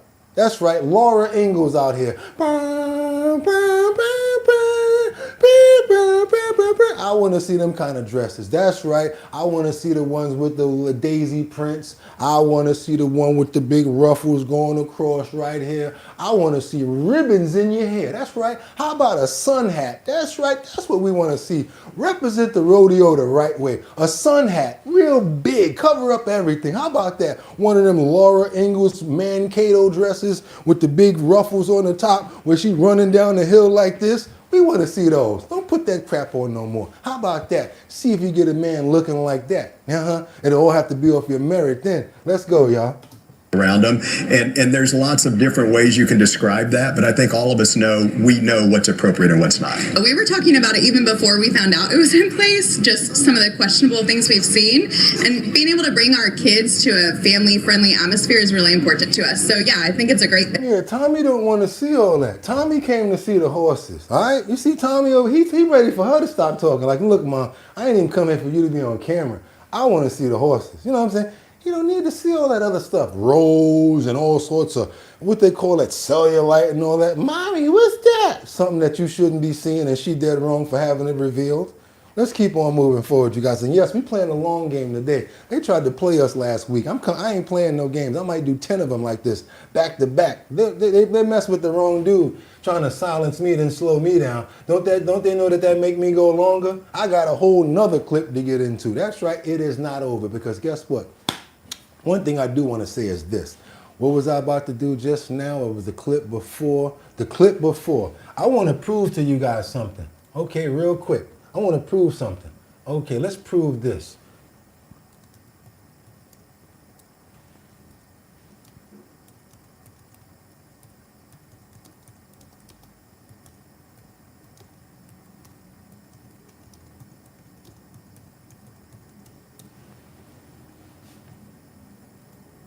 So this is what we're talking about doing, y'all. So you think I'm not making this up. It is possible to do this, all right? So don't be looking at me. And the word that I was looking for, oh, we got a bad one. I was looking for the word herbs. That's the word that I was actually looking for. I was looking for the word herbs to show you guys how we can grow our own herbs in these step-by-step over-the-door hangers. Now, this is the same thing that I'm telling you guys to make right now for us. You see how there's different herbs in different pockets? There's no difference here. It's the same thing. I just happen to be a genius. Ain't my fault, Mama raised a good one. And I said to myself, why can't we do the same thing? We can make our own herbs the same way that they're doing it. It's humanly possible. So now you guys get an idea of what I'm talking about with this. But you get everything. That looks cool, don't it? Put that outside the door somewhere or anywhere. Look at that. That looks crazy. One of them are basil. The other one is like, you know what I'm saying, mint. Come on now, you can find anywhere in the crib to put that. So that's my counter strike for you guys saying, I don't got no place in the house to put this. You can put that on the wall somewhere, y'all. Make sure it's shining next to where the window is open and grow your own herbs. Keep on moving forward, you guys. I want to make sure that when I'm showing you guys something, I'm not just leaving you out there in the open where it's like you got to figure the rest of it out. Now, we got to get into our furry friends. Mom brings home an amazing furry surprise for her son, and his face says it all. Let's get on over here, you guys, and double tap that screen and get those likes up. Let's go. He's so cute. I know, he's so cute. Oh my god. He's really ours. He's really ours. Yeah. Hi, buddy. What are we gonna name him? You get to choose. Hi, buddy. Oh, is this so much better now? I had been at work that day, and my nurse that I work with, she said that her friend had found a box of kittens. She brought them in, and MJ just looked up at me, and I was like, oh my gosh, I have to have that cat. I have never had a cat before. I had no intentions of getting a cat. He and I have formed a great bond very quickly. Sweet little boy. Baka is our Pomeranian. She and MJ snuggle together. They sleep right next to each other most nights out of the week. It's really cute. They've created quite the bond. And the lab looked at her like, what is this?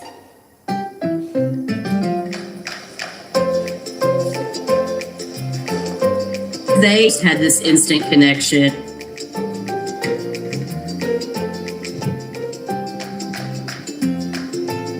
Oh, yes. Oh, yes. Okay. Come on, MJ. We got this. It's so fun to watch him play and snuggle and grow. It was certainly meant to be. I think that was cute. You don't always gotta have a dog. It could be a boy and his cat. It don't always gotta be a boy and his dog. You know what the main part of that is? The mother teaching her son to love animals and to care for animals and to get raised up like that. You know, that's what I love about stories like this: compassion, consideration, and bringing a baby home so they can experience love. That's right, you guys. We love our animals over here, no matter what it is. Tell them about it, Jeffrey. Tell them about it, Mark. Mark got the sanctuary out there. If you guys want to donate to, you always can show some love to Mark, because Mark and his family out there, they take care of those strays, and I got to give you props, Mark. I know I never said it before, bro, but we love you for what you do, bro. Thank you so much for taking care of those strays and for what you do. And guess what?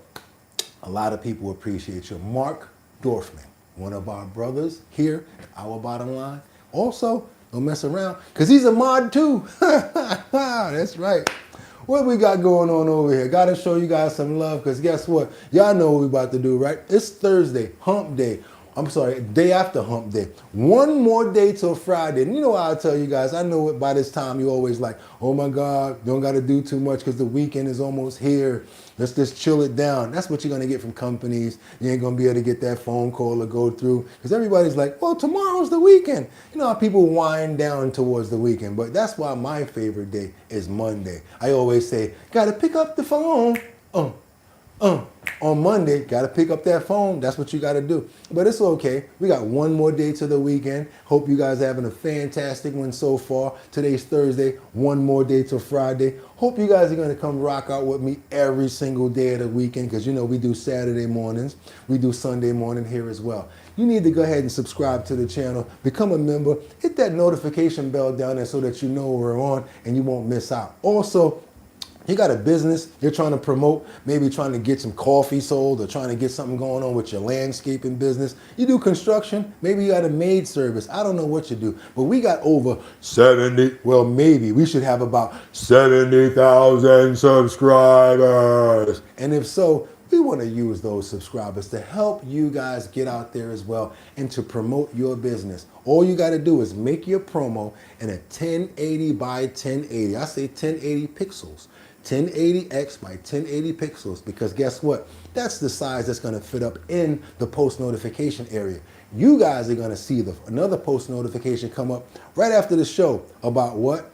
The Justice for All starter kits. Also links to where to get them. We've already done the artwork. Just wanted to make sure that everything was laid out, so once we announce it, we're ready to go. The Justice for All starter kits. You guys are going to be able to get those. And do me a favor, when you start growing stuff, my main thing is every week, every 2 weeks, as soon as you see that thing pop up out the dirt, show off. I want to see it, because you made it come to life and we did it over here together. And then once it really starts to sprout and I start seeing herbs and everything pops out, then we're going to really have a strong community of people that really know how to get stuff together when it comes down to growing our own herbs and whatever vegetables that we can sustain in the space that we have. We also did the one with the Home Depot buckets, because that works too. You can get apple trees out of that, orange trees, strawberry trees, and much more. Even zucchini. Let's keep on moving forward, you guys. Guess what? Also, I've already got it locked in.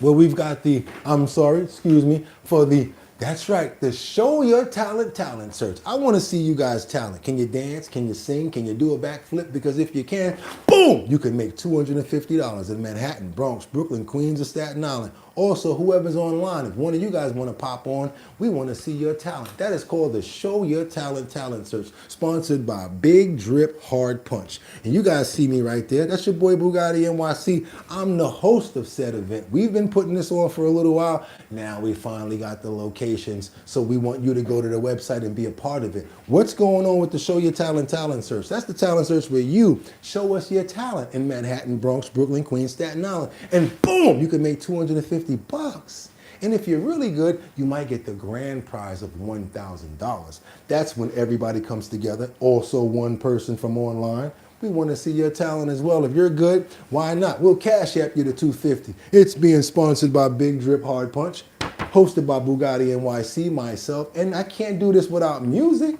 You know, every time you got to have an event, you got to have somebody there to turn it up. So we do it with the music, with my DJ Don Dada, formerly of Black Ink Crew. Also now, executive producer of her own show. We're going to be putting some clips inside of the promo so you guys can see that as well. Again, www.drinkbigdrip.com. That is BIGGDRIPP.com. See if you got a chance to make the $250 mark. What we're doing right now is we're pooling people.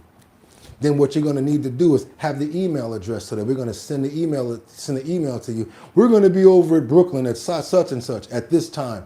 That's when you guys pull up or just go live. And if you win, boom, you get a chance to make that $250. And then at the end of it, when we bring everybody together, you got a chance of making $1,000. I like to give it back to the consumers, back to the people that are really here, not some famous rapper or somebody that's not going to appreciate it. Give it to the people that need it. That's why we do promos like that. Plus, I want to see your talent. I want to see what you got. We can use it on videos, put it out on our channel as well. Love to see that, you guys. That's right, Show Your Talent searching. Right now, I know I've been long-winded, but it's time to put those prayers in the air because it's Thursday no matter what.